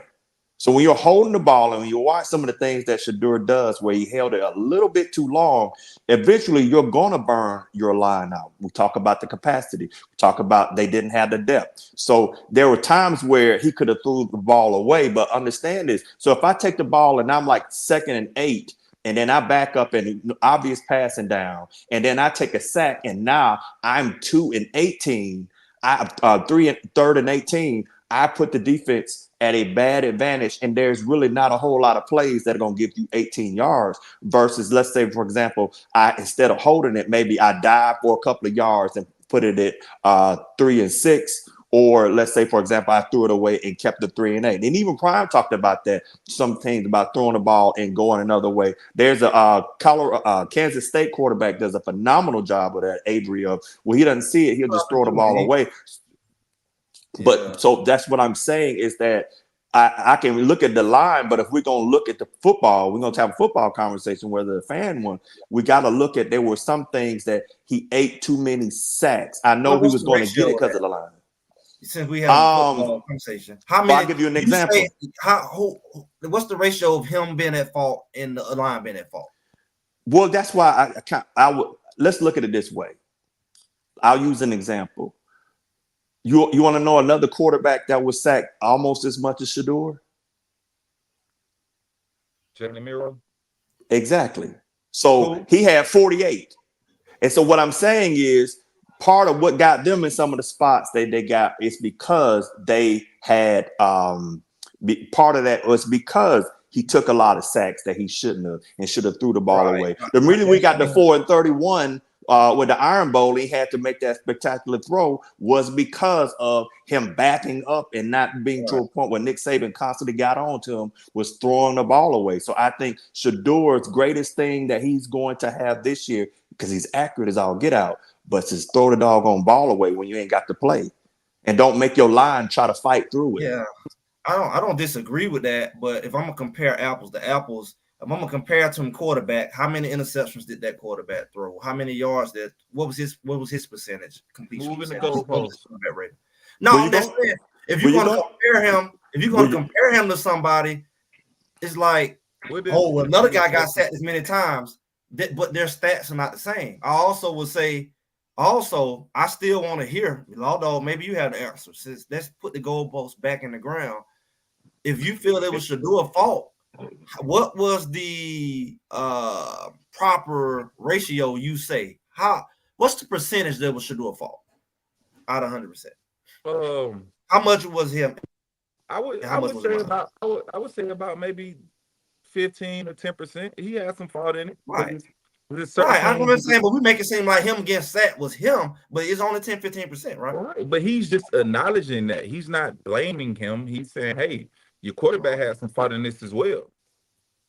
It sounded almost like I hear people say that it was Shedeur's fault that he was getting sacked. I'm not saying that it was never his fault, but most of the time, 90% according to your numbers, it was his line being garbage, which that's where the conversation started off. Right. So he had a garbage line. What would you have done as a coach to help the O-line, Greg? What would I have done? Yeah.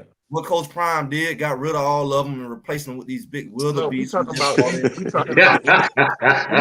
football each season. Did exactly what he did. Got rid of all of them, called them out in the press conference and made them quit. But didn't he recruit some of those guys? A lot of them came over with his offensive coordinator who he got rid of. He recruited some of those guys, right? I don't think he did recruit. I don't think he recruited. They came from Coach Prime, now you blaming all recruiting on Coach. I'm not blaming him. I asked a simple question. Did he recruit? He did not recruit that offensive line. The coordinator and the offensive line coach did recruited most of he those guys. hire the coach that recruited him and the offensive coordinator? Yeah, he did. He fired him before the season was over too. Right. No, he didn't. Technically, he But did. Oh, it's no technicality. It's always a technicality with Colorado. When somebody call your plays and you the coordinator, you're fired. You said earlier in the conversation that it was a little debacle that we didn't know or have any understanding so about nice it going on, and that it was a rift. It was a rift, and we really couldn't get to the bottom of it. So he took a slight step back, and he proceeded to let him stay on the staff. Yeah, he's a good guy. He's a Christian. Which one is it? Did he fire him? He's a Christian man who didn't want to embarrass the man totally, so he let him stay on the staff so he didn't totally embarrass him. But he could have threw him to the wolves like you wanted. You know what I'm saying? Now I'm gonna tell you this. You said you wanted this. You said you threw the O-line to the wolves. He did. I said he did. Remember? I'll tell you this.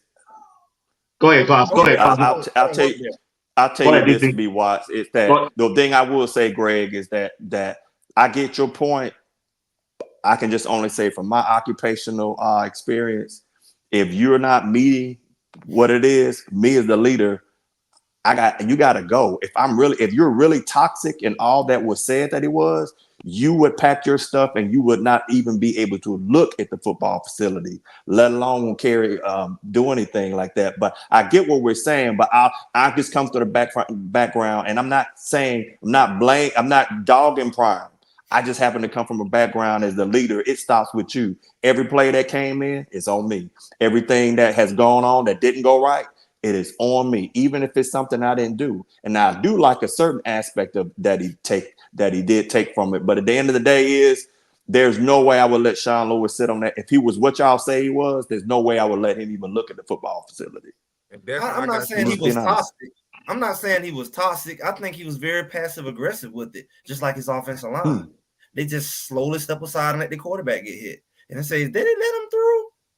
It looked like the longest yard. Let him through, get hit, and then slap fire. Yeah. So let me ask you this. You said passive aggressive. You know, Greg, you said Dylan Edwards was underweight, correct? Yeah, he was underweight. So why did Prime, Sean Lewis, Pat Shermer, Bill O'Boyle, Brett Bartolone, why did they continue to trot the smallest back out there when it's second and 18, and you know they not finna run the ball? Because they don't run it anyway because the O-line bad. So you know you about to pass. Why not put a tight end in the game? Why not put bigger back in the game? What did you come up with that? I think you might want to ask Sean Lewis that. No, I'm asking you, Greg. Well, I wasn't there. So you know nothing about Colorado, didn't it? Because you wasn't there for any of it. I don't know why they did it. I know Sean Lewis was the offensive coordinator. All right, but I'm asking you a question.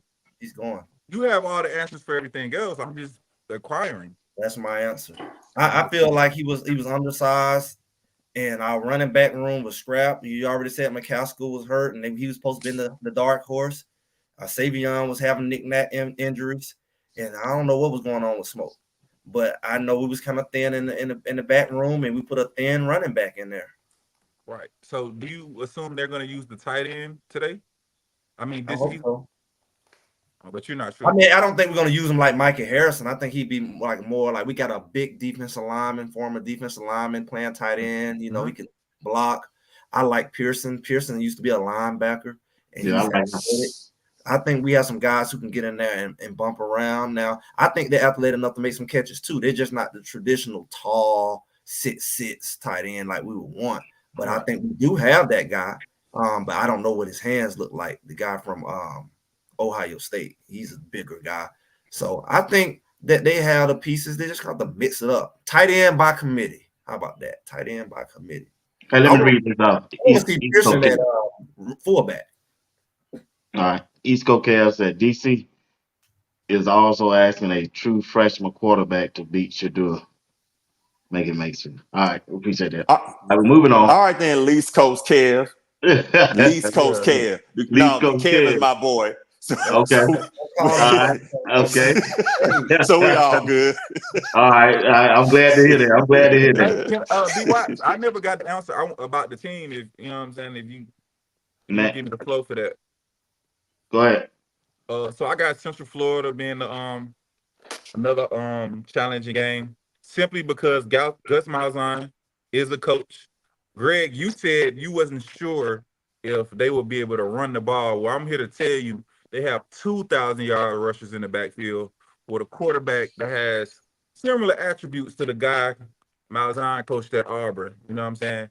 Which would be that of Cam Newton. Am I saying he's Cam Newton? No, I'm not. But what I'm saying is he has similar attributes to run that offense. And if you don't like that guy, because Greg, you compared him to Sims. huh? Sims. Right. From Nebraska. Terrible comparison. It's not even close. If you go look at the stats and do your homework correctly, you No, will I'm not know about that. stats. I'm saying that he's a running quarterback who, pretty much was Right. a But running quarterback. he throw Jeff Sims might as well cut his shoulder off because he can't throw the ball at all. See what I'm saying? So you got to go look at the guy that played in the SC and put up Yeah, he solid just stats. inconsistently. He just was inconsistent. Right, which is true. So I'm giving credence to him being a runner and him being able to hand the ball off as well as the coaching staff. And they also had a great portal class. And like I said, I think y'all have a better chance of y'all playing up there in that altitude, but y'all going down there to Florida. B. Watt's gonna be at the game. Greg gonna be at the game. Yeah, dang, boy. I'm gonna Everybody go gonna be off at the on him. game. There's gonna be a lot of pressure on them boys.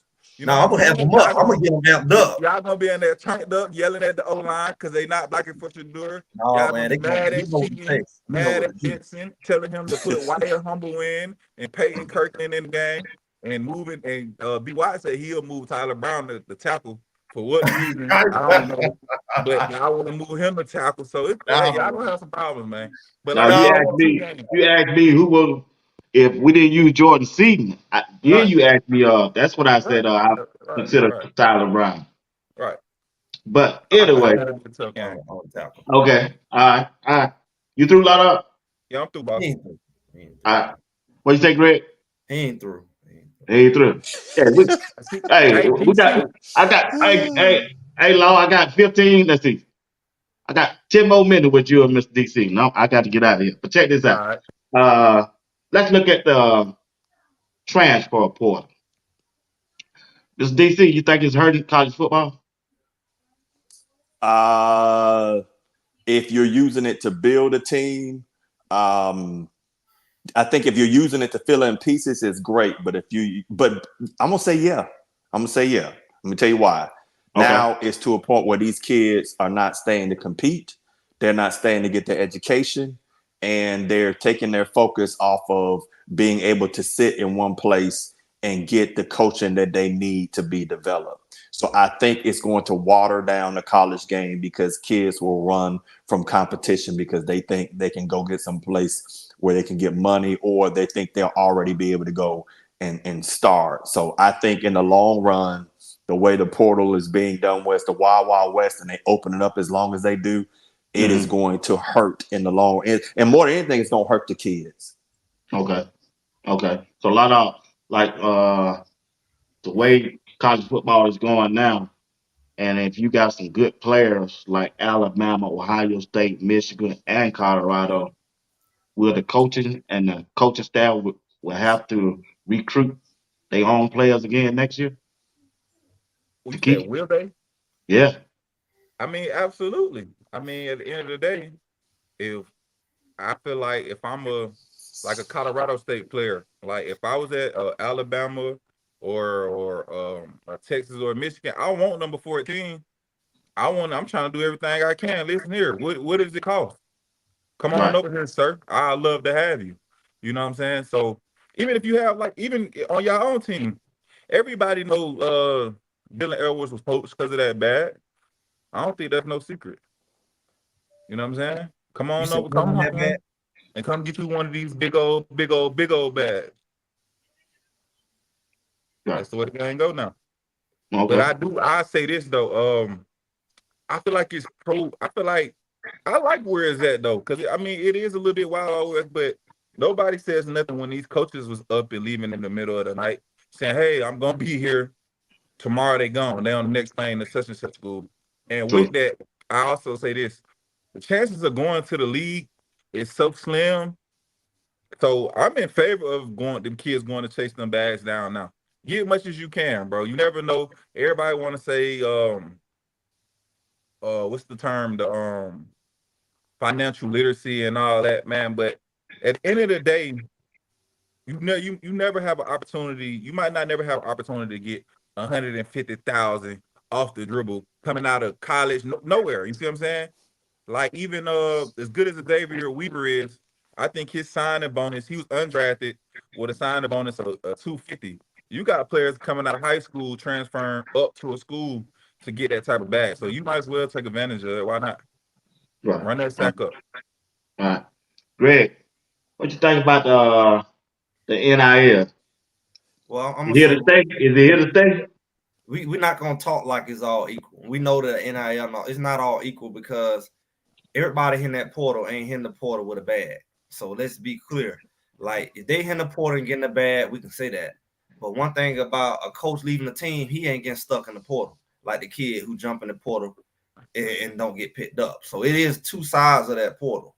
It's people who don't want to compete, like DC was saying, that maybe I have to end up going to a lower school, and some people think the grass is greener and they get stuck in that portal. Then you got the people who that hot commodity and they can get the 200,000 and whatever.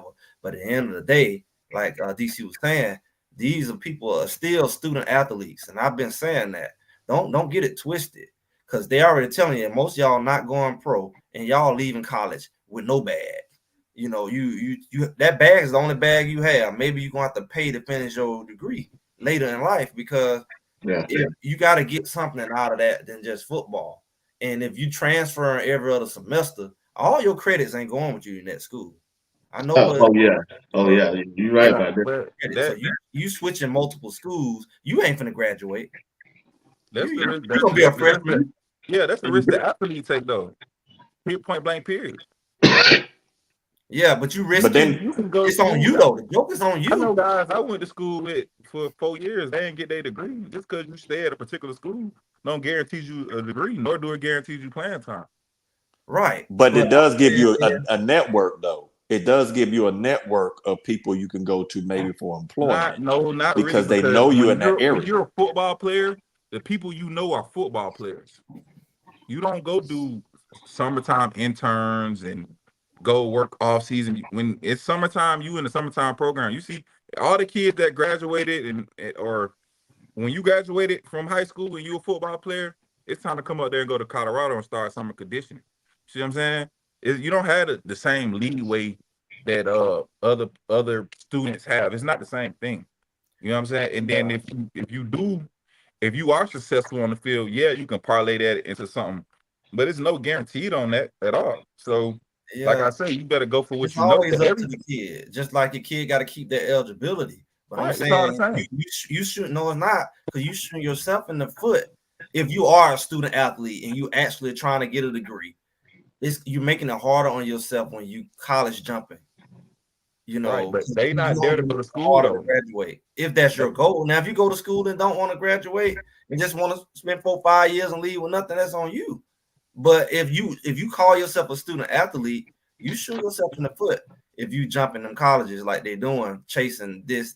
I ain't getting to play. You better off staying there and doing like old school Bama in Georgia and playing your junior year than leave after your freshman year. Well, then y'all wouldn't get none of the players y'all get. Y'all got a whole team full of them kids. You disappointed in them? Nope. Okay then. So DC Cobb. What's up? What's your expectation of Alabama this year? I think we're 9-3. Oh, really? I think not. Yeah, I think that Georgia is just going to be a beast. Right. I think that I think Ole Miss is going to be a beast.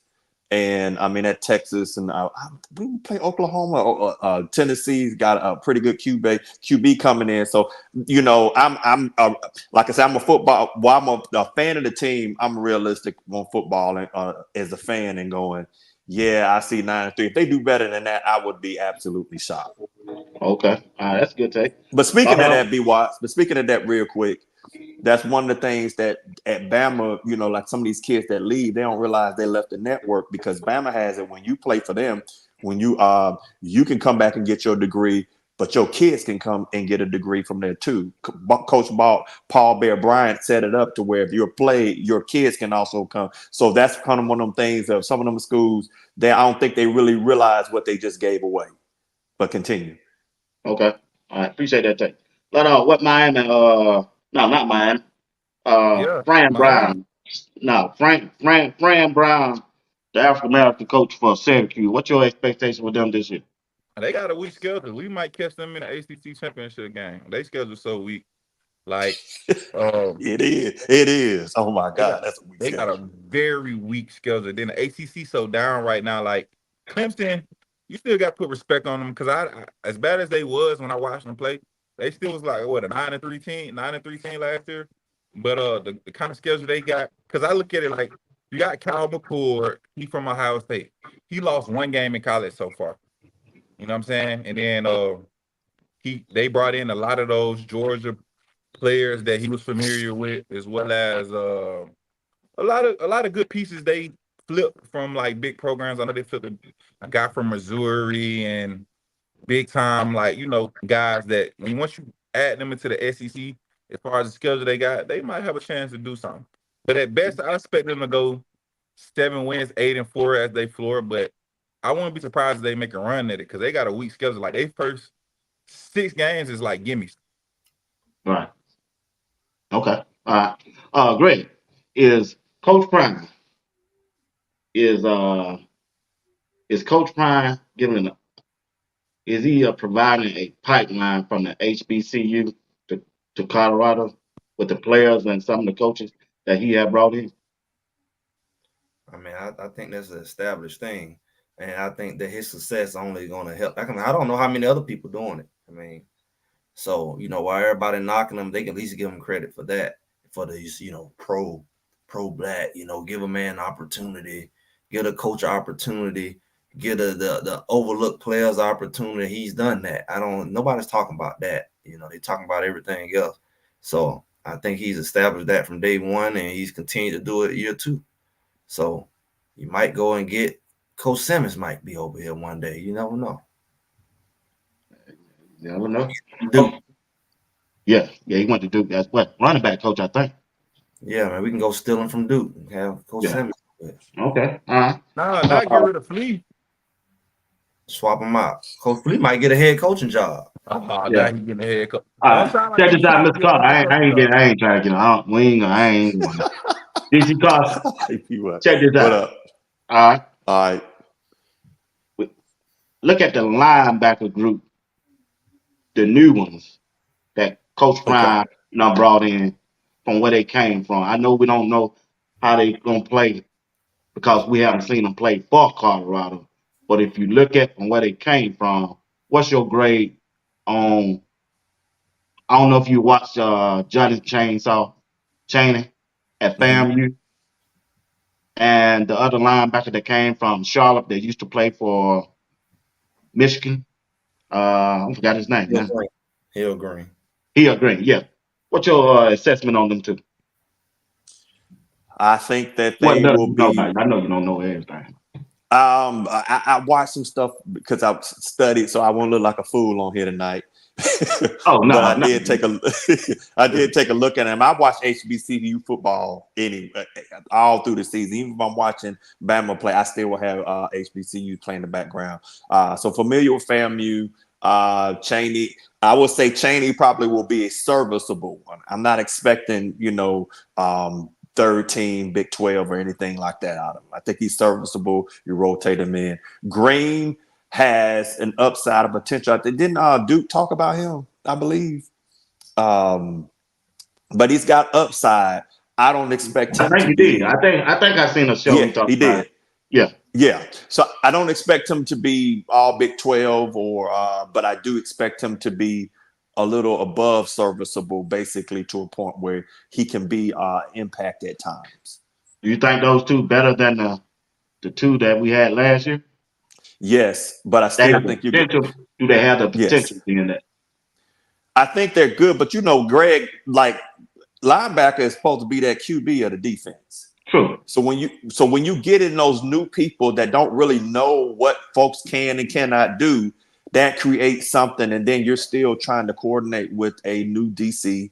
And so I think as far as like play calling or getting people where they need to be, because the LBCs, that's gonna be a weakness. That's what I believe is, and I'm not saying they're going to be weak. Mm-hmm. What I'm saying is I believe that's going to be a weakness of the team.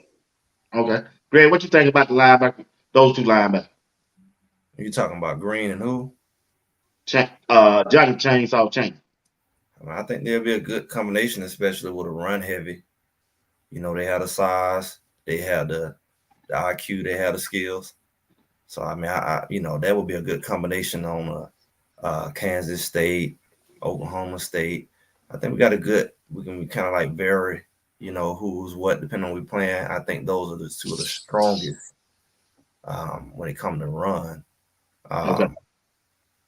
Yeah. Okay. All right. Loud what's your expectation of Warren Sapp and what he brings to the coaching staff on Colorado?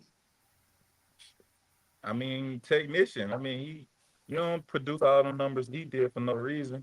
I feel like he'd better coach them boys and get in there in the film room and show it to them and teach it to them, and as well as the other dude. You know what I'm saying? They both former first rounders, so I mean, I feel like that's a given. You know, as far as teaching them the game. Okay. That's fair. All right. We're gonna go around the horn. And, I got 2 minutes left. I'll give y'all last time to make your whatever you want to say. Start with you, Mr. Carson. First of all, I want to thank you for joining the show. Appreciate you. Appreciate the things that you be saying in the chat. We ain't always gotta agree, but I respect your opinion, sir. Yeah, and vice versa. Hey, appreciate coming on the panel. I rock with the community all day. So even sometimes I know folks who will say, DC sometimes sound like a hater. I know I do sometimes sound like a hater. But I mean, part of my background is to take a look at things or plans and poke holes into it because you identify your vulnerabilities and your weaknesses and your threats, and then you put the resources in there. So I'm always going to look at some things like that. So when I'm looking at it, it's like, hey, this issue may need to take a look at. I'd love to see Colorado go 12-0. It would totally change the face of football. Do I think that's possible? Yes. Do I think it's probable? Not high. But I do think this is a great community. It's a great place for us to kind of network with each other. I do expect great things out of this team, though. Okay. All right, Lotto. Hey, Last word. I like I said, I appreciate you having me up here. I want to give a shout out to you, BC Carson, man. You know, good cop, bad cop role was perfect. Greg couldn't get off how he tried to get off. B Watts couldn't help him. You know what I'm saying? It kind of gave me that little, yeah, you know what I'm saying? Because last time they tried to, B Watts shut me down. She told me, hold up, wait a minute, time out. We ain't gonna talk about that. I'm like, now I can't say, man. So, like I said, I appreciate you, DC, but like I say, man, I'm a fan of the You show. too, bro. I respect y'all mind, bro.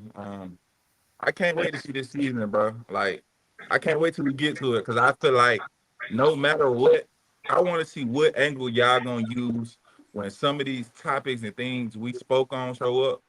I just want to see what y'all gonna say, and that's not to say Colorado won't have a successful They're gonna be season. a vice versa too. Now they're gonna work both ways. We want to see what you got to say too. I'm gonna be here to say it, you know. But Greg say if they don't go 10-2, 12-0, he might have to start watching mid-season. You know what I'm I'm with saying? Greg. I'm Yeah, with Greg. y'all. Last year's team was an 18 win to me. They lost two games on the I don't referees. understand They that they lost two did, games on coaching. and so listen. And No what I'm matter looking what at part, this season, I don't mean to cut y'all, DC Carson and Law Dog and Greg. What I look at this season is matchups. I just don't see the other team can match up, not just offensively, defensively too. Now, if you look at Colorado defensive line last year and compare to the players that they have brought in this year, now it's going to depend on the DC coordinator and whatever type scheme they run, and the players come together as one. I know it's a short time, but if you just look at it talent wise, from the film that I don't watch where they played last year, they way better, dog. They way better. But I'll let you go and finish what you got to say, Law. Then we'll turn over to Greg. nah, y'all definitely got some pieces. Y'all definitely got some pieces, but other What? teams got You said that pieces. on this show? I mean, I talk football. I told you I don't get into fandom. I talk football. Y'all got pieces, but other teams got pieces. They got coaches, and they've been together longer than y'all, so they got a little bit more camaraderie. We know A little that. We bit, ain't been there but 1 year, dog. huh? We know that. They ain't been there but 1 year. So Coach. that's the point. That's some of the points where y'all don't have the advantage. Just like y'all say, y'all got the most explosive receiver room. They Okay. got a staff that's been together 10 years or 5 years or whatever the case may be. And some of the players too. And they had similar success. Kansas had success. Um, Oklahoma State and K-State, all those teams had success. You see what I'm saying? And what's funny is that Texas Tech team y'all played gave Oregon some trouble last year. And you know what Oregon did to y'all last year. So it remains to be seen how it's gonna play One out. thing about last year, we ain't got Y'all half beat the players we Nebraska. had last year. See, I told you, when we talked Nebraska We last year, just ain't got we beat Nebraska though. But when I bring up something else, see, that's Oh, what you Nebraska beat a garbage team, remember? That yeah. same team that Oregon beat. them.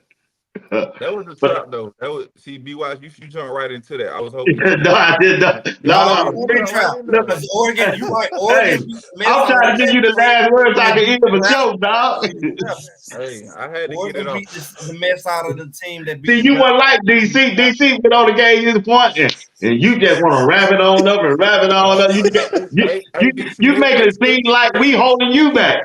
they scared to let me talk, bro. They don't want me to say too I ain't much, care. bro. I'm giving you the flow. They don't want me to say too much. No, man, But what is too much? he's saying the same stuff. We just ain't gonna agree what you finna say. Law Dog is becoming lightweight, man. I thought he was a heavyweight, man. He was lightweight. Uh-oh. Hey, Uh-oh. hey, Greg. You know why you know why you're lightweight? He's a Cause DC DC here. He can't talk that foolishness with DC here. You gotta get some more talking points past Nebraska, man. You don't want to talking points. You added UCF this week, but Nebraska talking point dead. So that's why you got him on Now the what spot. happened? DC beat him to the point. Yeah, he didn't know what to say. He could come back out. He I was seen him like over there boxing. taking notes. Hey, Law Dog over there taking notes. He messing all his notes up. Oh, I saw the pen when DC was giving his takes on Pull your Nebraska. notepad. I saw your Law pen, Dog, big pull dog. up a notepad. Oh, I saw your pen, like dog. I ain't wrote nothing down, You sir. got a notepad down there. Yeah, you I don't ain't throw wrote it nothing away. down. You don't throw it away. Talking about Hey, DC took hey, all my DC, points. I just man. you see how they flip the narrative, bro, to make it a win. You know we I handled saw them you boys writing. I real saw good you today. writing. Hey, Greg, listen, Greg, I'm trying to come over there and do one-on-one then. Let's see who really know what they talking about. What are you talking about? One-on-one, me and you. Cause What you listen, talking about? BY, we know y'all got together. Okay, listen, Oh, we gonna ask them these questions. no, we I'm didn't. No, sway we Oh, didn't. we this. don't We never do didn't that. do We that. gonna We say don't We never. didn't this. We do ain't that. never I done didn't know that. you was Then showing up tonight. yeah, You BY are told me last paranoid. show. He You We told me ain't never last done show. that. Now I got in the huddle. you paranoid, man. He You told me got last show. paranoid. BY, tell him what you said last show. Yeah, me and Greg been on the phone since last week thinking about it, man. We trying to figure it out, man. We got you. Oh yeah, No. we talked about that. There you go. After that incident, we ain't talking about There the you go. show or what we No, gonna There you act, go. after man. the show when we talked about how lightweight Law Dog was, man. Nah, Law Dog lightweight, was so y'all. lightweight. I thought he was a Just- heavyweight on Come Rod the on, Man. man. They've been pacifying you on Rod the Man. You Nah, losing your head. listen. You let B Wise ask all the questions. I ain't get to really pose about one question. You know what I'm saying? He ain't really let me get at you. So You I'm talking just about gonna the play my question you role. write on your notepad. You talking about the Yeah, question because you write on your notepad. last time I got put in time out. Last time he said, "Hold up, wait a minute, we ain't gonna do that." Hey, okay. So let me sit back and Hey, relax. It threw Joe, his what? whole head off. It threw his Yeah, Hey, whole you let right me head off. about sit that? back. We sure ain't. He threw That his was whole never head I'm off. over here. He was Ain't I'm doing gonna too kill him much. with this bucket Hey, coming. DC, this ain't no barbershop talk here. This straight business right here, boy. Yeah, this. I, Hey, Hey, DC. this a job. Hey, DC. We at lunch. This the Hey, break room. as a We matter of ain't fact, really I at can't work. understand why Greg want to get in there because the people that sponsor this show, them his folks. So I ain't finna let him mess up me and him with you. No, brother. We working. We get back. Excuse me. Well, this is a job. This ain't no barbershop Well, talk, I so know I we in can't the let you break go out and room. You kill. can't say too much in the break But room at work, but man. once again, man, like I say, man, I appreciate y'all, man. I used to see when Rob did his show. That's why I ran across. I saw I just go watch his retake, and that's why I saw you a lot of. And the first time we came up, I was seeing you in the chat. I was telling Rod, I said, bro, what they do here? I like that when somebody go against us. And he said, Coach Dre said, you know football, you played football. And DC, you ever been on the panel in Wales? I ain't never seen you nowhere. I've gone on Raw and TLP quite often. Like I probably go on there tomorrow. I just really kind of get into it because I'm retired now and I do music. But then I also like, I miss the camaraderie. Y'all know how that is where you just sitting there talking, Right. and it's kind of shooting the, you know what? Yeah. Right. So that whole thing, but I like to see stuff like I even like how Law Dog would bring like that hammer of doom on folks when they're coming in there. But it's all good, man. That's what this community should be about. Because football, I mean, we all love crime, but it should be where it's fun and we can kind of get at each other. Greg, what you say there for, Greg? Law Dog like to kick a dog when he down. You know, Now, that's why Law Dog built his claim to fame. When Colorado lose, I told y'all. He Rod the Man be on at 2:00 in the morning. Law Dog be on there dogging the folks out after they lose. I ain't hear no Law Dog win. As soon as they lose, Greg, Law Dog. Greg, but you ain't say they was telling me I was wrong all week too though. Well, a clock, even a broke clock is right twice. Hey, DC, they'll never give me my props, bro, about nothing. Your clock's only good when they lose. Your clock's never good when they win. It only works when they lose. And that's you got off on that losing streak. I'm not the coach. Law Dog ran it. He ran it. They went on a losing streak. He ran. He ran. Man, that's how you became Law Dog. We didn't know who Law Dog was when they was undefeated. Oh man! When they was undefeated, I predicted them to win them first 3 games too. Oh yeah, I know what I want to ask.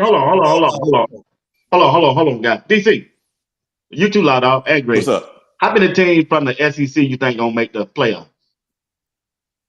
I say 4. Yeah. How many? I say 4 too. Name your fault. Name your fault. I'll come to you, Greg. Name your fault. Way too early. I go Georgia. I go Georgia, Ole Miss, Bama, and Texas. I don't like Texas like that. I go Missouri. Shoot. You got Missouri with Texas? Oh. Yeah, Missouri loaded up. They spinning that big boy cheese. That don't mean not LSU. LSU, they just lost the Heisman winner. Go ahead, DC. See, I agree with you. LSU, my issue is that at the QB, but the defense, Hal Perkins, all them folks, I think they just destroy people. But I'm kind of torn between, like, I can sit back and rank them like UGA, and I can go down that, with the Bama and Ole Miss, or Ole Miss then Bama. But man, that 4th spot. What you think, B. Watts? I can't believe DC didn't say Texas. I'm going with Georgia, Texas, Ole Miss, and Missouri. I just don't see Bama in there. See, Greg, and I see Texas too, man. It's just Texas gonna beat them, man. I'm gonna tell you something. Texas gonna get Georgia. I believe Texas gonna get Georgia this year. I do too. What you think? I ask later. What you think, Greg? Greg, who you got? I don't think Texas is gonna be as good as they were last year. What? I don't think they're gonna be as good as they were last year, but I think they can be in the top 4. Wow. I don't know the schedule. Who? But let me ask you this thing, Greg. I'm curious. Let me ask you, Greg and B. Watts. How many teams from the Big 12 do you think get into the playoffs? At most 2. Yeah, at most 2. And if you lose 3 and come in second, you ain't getting in. So let me pose this: if not Colorado, what 2 teams? Oh, Colorado. I ain't even gonna put that in the atmosphere. Not on this show, buddy. Hey, that's just like how you chose Nebraska. You Colorado. chose not to choose Nebraska, but you chose Nebraska yeah, anyway. You got the wrong show, big dog. I just posed a question, and we just posed our answer. When he told you not to use Nebraska, you chose it anyway. So somebody in the chat, Rose or they said, so what y'all really give me your really opinion of Utah. Utah is overrated. All right, so here's the thing: Utah is not overrated. Utah now, what they have an issue is they lost a lot of their secondary last year, but their defensive line is going to be tight. The offense should be pretty doggone decent. They got a good running back, and that Cam Rising. I know folks say he ain't played in a while, but all that experience. I think that guy's going to be able to come in there if he said, because if y'all watch some of the throws he can make, some of the throws he's making, have you watched it? I'm telling you, this dude can drop it. That's what I watch. Then Greg, I will get up tomorrow and go set me an optometry appointment to get my eyes straight and take a look at. I don't see what y'all see in Utah. I'm being honest. They the favorite, bro. I mean, it don't matter. They going back off the coach been there long. Only thing Utah do is win you 8 or 9 games every year. Utah is the favorite and Colorado is the worst, right? So how are they overrated? No. They what everybody saying Colorado is the last place, but Utah is the favorite. Okay. I think Colorado. Y'all not always last. Darn there. No. From what I am. But listen, I don't think. Yeah, go ahead, DC. No, I think but the Utah part of that is that consistency of program. Those folks been together longer. That's why they're saying that with Utah. Because I kind of was questioning that as well. How are you going to do that when you're so here? But here's that threat that Shedeur can come in there and carve that secondary apart. That's a weakness for them because they did lose a lot. He will because they're going to depend on overpowering them. That's what they're going to depend on. Oh no, you're not finna overpower Utah. Ain't who is overpowered? Utah in the past? They're gonna overpower. They think they're gonna overpower Colorado. That's what they're banking on. You don't have to overpower Colorado to beat them. But how you beat them? You beat Colorado like the way the way to beat Colorado is to run the ball. So you keep Shedeur on the bench and you keep Hunter in the back. Not necessarily. Not necessarily, because what you're trying to do is because now they have it where that clock is going to keep running. That's the issue that you're going to have. If it was any other thing, I would think Colorado could easily be in 10 and win 10 games. But because that clock is going to keep running, that's not going to be to Colorado's advantage against a running team. It's just Colorado advantage. They up 14 to zip, 21 to zip, and now you want to run your own clock out. Now you got to throw the ball. I want to put Utah in a position where they got to throw the ball. Take a deep breath, bro. I went through it last show, bro. I get it. I'm saying that sounds good if you are in control of the game, but what if you're not? Well, games have momentum. Okay, sometimes you are in control, and sometimes you lose momentum. Can I answer that question? But I'm talking about if you're not in control of the game, how does that clock management work? But y'all have shown the ability to be up big and not know how to hold the lead as well. You talking about this year? Nope. Y'all haven't played a game this year. You talking about last year with Sean Lewis? I'm talking about last year with Coach Prime, the guy that hired Sean Lewis. No, yeah, I'm talking about the guy who fired Sean Lewis, right? No, yeah, absolutely. The one who replaced him before the season was over. That guy. Obviously. Yeah, that one. Yeah, I thought we were talking about the same person. Right. What is you saying? Okay, I'm fired for a reason, right? Hey, this is what I want to say to both of y'all, right? You, B. Watts and Greg, we all in the same city, so I feel like at least the first game, I would like to watch the game with you fellas. You know what I'm saying? I want to be in y'all Chicago pizza. I want to be in y'all mix. So if we can make that happen, however we can get it done, I'll reach out to you by phone and we can set it up and make it something grand. But I want to watch the game with y'all, so we can. So I no, you want to watch Nebraska game with us? Yeah, that's the game. Okay, that's the game you want to watch with us, Nebraska. Okay, that's fine too. Law Dog, I would love to come, but the last time I was here, B. Watt said if he see me, it's on site. You see He what I'm told me. Where you located? I live north of Montgomery. Oh man, that's Alabama. a 2-hour drive. You can come on over and get sick right by Law Dog when we watch the fight. That first game on Thursday night, Airbnb. Okay, well then Nebraska game, we'll do Nebraska. That's perfect. I was trying to be nice and try to give you a win because you didn't like me when Nebraska put that thing. Man, we gonna win all 12 games, man. What you talking about? Give me a win. We run the shape, Jack. Nebraska ain't a Thursday night game. They don't move this to a Thursday night game. Nobody can be sent up on a Thursday night trying to. That's why we said the Nebraska game. You late, Greg. Catch up. Yeah. That's why we chose Nebraska game. I told you I was trying to be nice and give you a win. Yeah, you give me a win, Nebraska. Okay. Check this out. We're gonna end it with this. Greg, what's your way too early prediction of Colorado record at the end of the season? Way too early.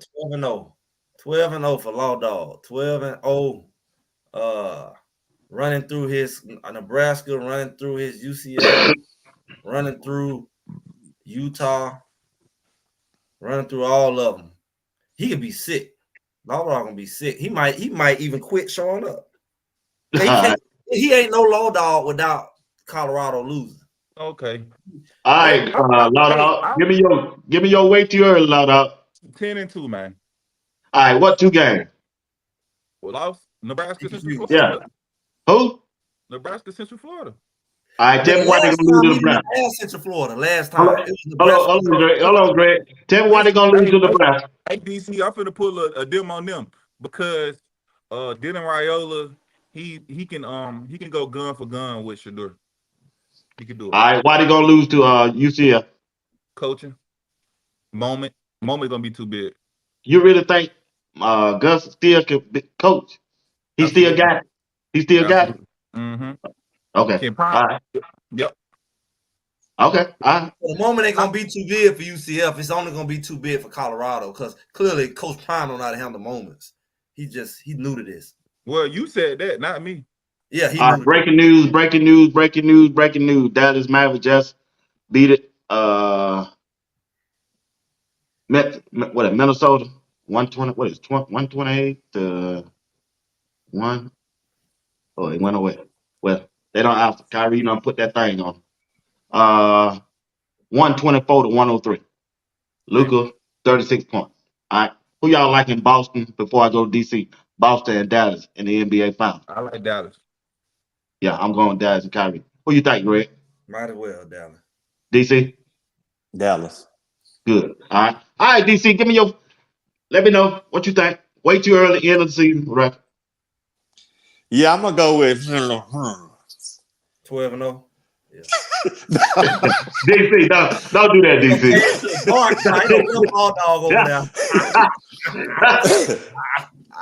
You might as well. All right.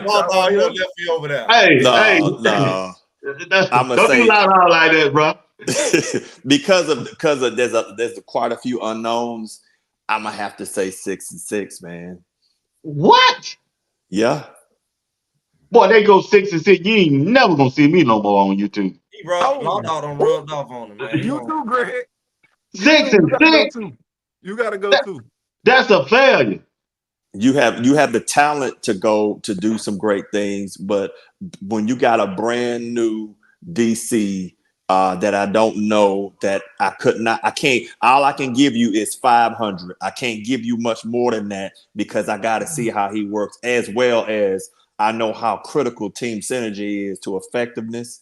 And you just not going to build it the way that teams that's been together for 2-3 years are going to have a competitive edge over you when you just having 100 days or 90 days being with players. We the only one in the transfer. That's just portal. Everybody else team been there. We the only one in the transfer portal.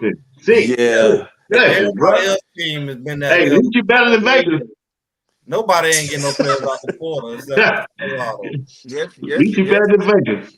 But one thing about it, Coach Prime and Colorado, they the hottest tickets out there. They are America's team because the network, they lining up to have that at every game they play. and they are 4-18. Hey, I'm gonna get a T-shirt made say, "Where's Law Dog?" Hey, B Watts. No, and DC. B Watts. I'm gonna pull up. There you go. Go ahead, Law. Doing a lot of homework. I need you to start giving some of your man some of your homework because he misleading the people, bro. You feel me? Who misleading the people? Greg, you get into all conspiracies and theologies and paradigms and let me think about it. That's what makes me me. What makes me me is what makes me me. Just like what makes you what makes you. You can't be Law Dog without being Law Dog. Could you please inform your boy so he can be on the same level you is? You hear me? Hey, Greg, go down. I'm on my own level. Hey, you don't watch this show? Yeah, I be watching these little shorts. That's what really be throwing me off. He be taking the notes. He be taking the notes. Ain't no need to take notes on what you talking about. I'm gonna tell you what I see about Greg sometimes. When Greg, it be that I listen to Greg and I'm like, he loves Prime, he loves Colorado, be good. What sometimes be getting me, Greg, is when you go, and Colorado's finna go 10-2, and this defense finna be 5 week 4. And if you can't see that, you don't know football. I'm like, I didn't say I ain't never said you don't know football. If I say you don't know crazy. Football, I say specifically like Law Dog don't know football. I say Law Dog don't know football. But DC, I can't let you slide with that on my show 6-6, bro. Well, like I said, it's not saying that. Put it like this: what I see from them is because of that DC is the unknown. But I definitely I'm gonna say this. I think Colorado it's possible for them to go 12-0. But here goes the other fortunate thing. It's also possible for them to go 0-12. Oh no. DC. That was hilarious. Hey, you need to keep that content. That was good. 0-12, DC. Impossible. No. Here's the point what I'm saying. Here's the point what I'm saying is that when you look at possibility, no, you look at possibility, it's low probability. At the end of the day is, you put it like this. Y'all got one player, your team is hinged on one player to be strong. If that one player can't go for whatever reason, and who is that? We all know we talk about Shador. We talk about Shador. Starting quarterback. So basically, we'll miss the plane, and then we lose all the games. Let's find a way. What I'm saying is this. I'm not, and I think that might have been misread. The point is, I'm saying 6-6. I definitely think they could do better than that, by any means. But it's too many unknowns. But my point I'm saying is, you could that in this football game, and I don't think they're going 0-12. Y'all understand that? Is that in this football thing, you don't know what's gonna happen, and because Shador is so critical, he's so critical. That's the thing about this team is that he's so critical. If they had it, if Colorado had a better, that's the one of the biggest threats Colorado has is that backup QB. And y'all know it. Y'all know without him that this thing goes down here. So all it takes is, but I don't want Shador to go down. I'm just saying that's all. It's just like Miami. If Cam Ward go down, what Miami record is? Oh, dude. Why? It's any team. Starting quarterback go down. Why you got involved in Miami and Colorado? It ain't that way. Oh, you here? Oh, I forgot you were still here. I thought you were. Hey, fellas, look here, man. Hey, for y'all. Hey, I appreciate y'all, man. I got to get out. I got to get ready. I'm retired, but I went and got another job, so still I got to go to work. But want to say I appreciate each and one of y'all for joining my show tonight. Once again, if you're tuned in and you see a couple people say they tuned in for the first time, Sports Talk with B. Watts Entertainment. I go live every Tuesday. I be by myself on Tuesday, on Thursday. I got Greg said it. We just two guys from Georgia, state of Georgia, and we reached down in our comment section. We pulled up DC. He's been a faithful person that tune in whenever you get a chance, and Lord also. So we don't mind talking back and forth. Whether they agree or disagree with Colorado or not, just good for conversation. Cause everybody don't rock with Colorado, and I understand that, and everybody got their reason why. And on Sundays, I go live with Rod, the Man Media, and Coach Dre. So, hey, once again, I appreciate y'all. I want to thank the sponsor tonight. Appreciate y'all for sponsoring the show. You don't have to do it, but you chose to, and we appreciate that. Greg, I'll give you the last word, and we out of here, bro. Hey, man, it's going to be a wonderful season. Y'all keep us all so humble, about what the season can look like. And that's what's great about you all. But I love the way people underestimate Colorado as far as 100 different things that can go wrong. But their opponents, they always have the perfect scenario, as if their quarterback can't get hurt, as if they can't have a bad game, or they had a trap game the week before. So I like the way it all applies against Colorado, but guess what? The shoe can be on the other foot as well, and that's football. Greg said it. All right, Doc. DC, I appreciate you, buddy. You too. Y'all have a good one. Appreciate you, buddy. All right. All right, y'all have a blessed weekend, man. See you. All right, Greg. All right. All right, appreciate you, buddy. All right. All right. Let me pay these bills, Greg.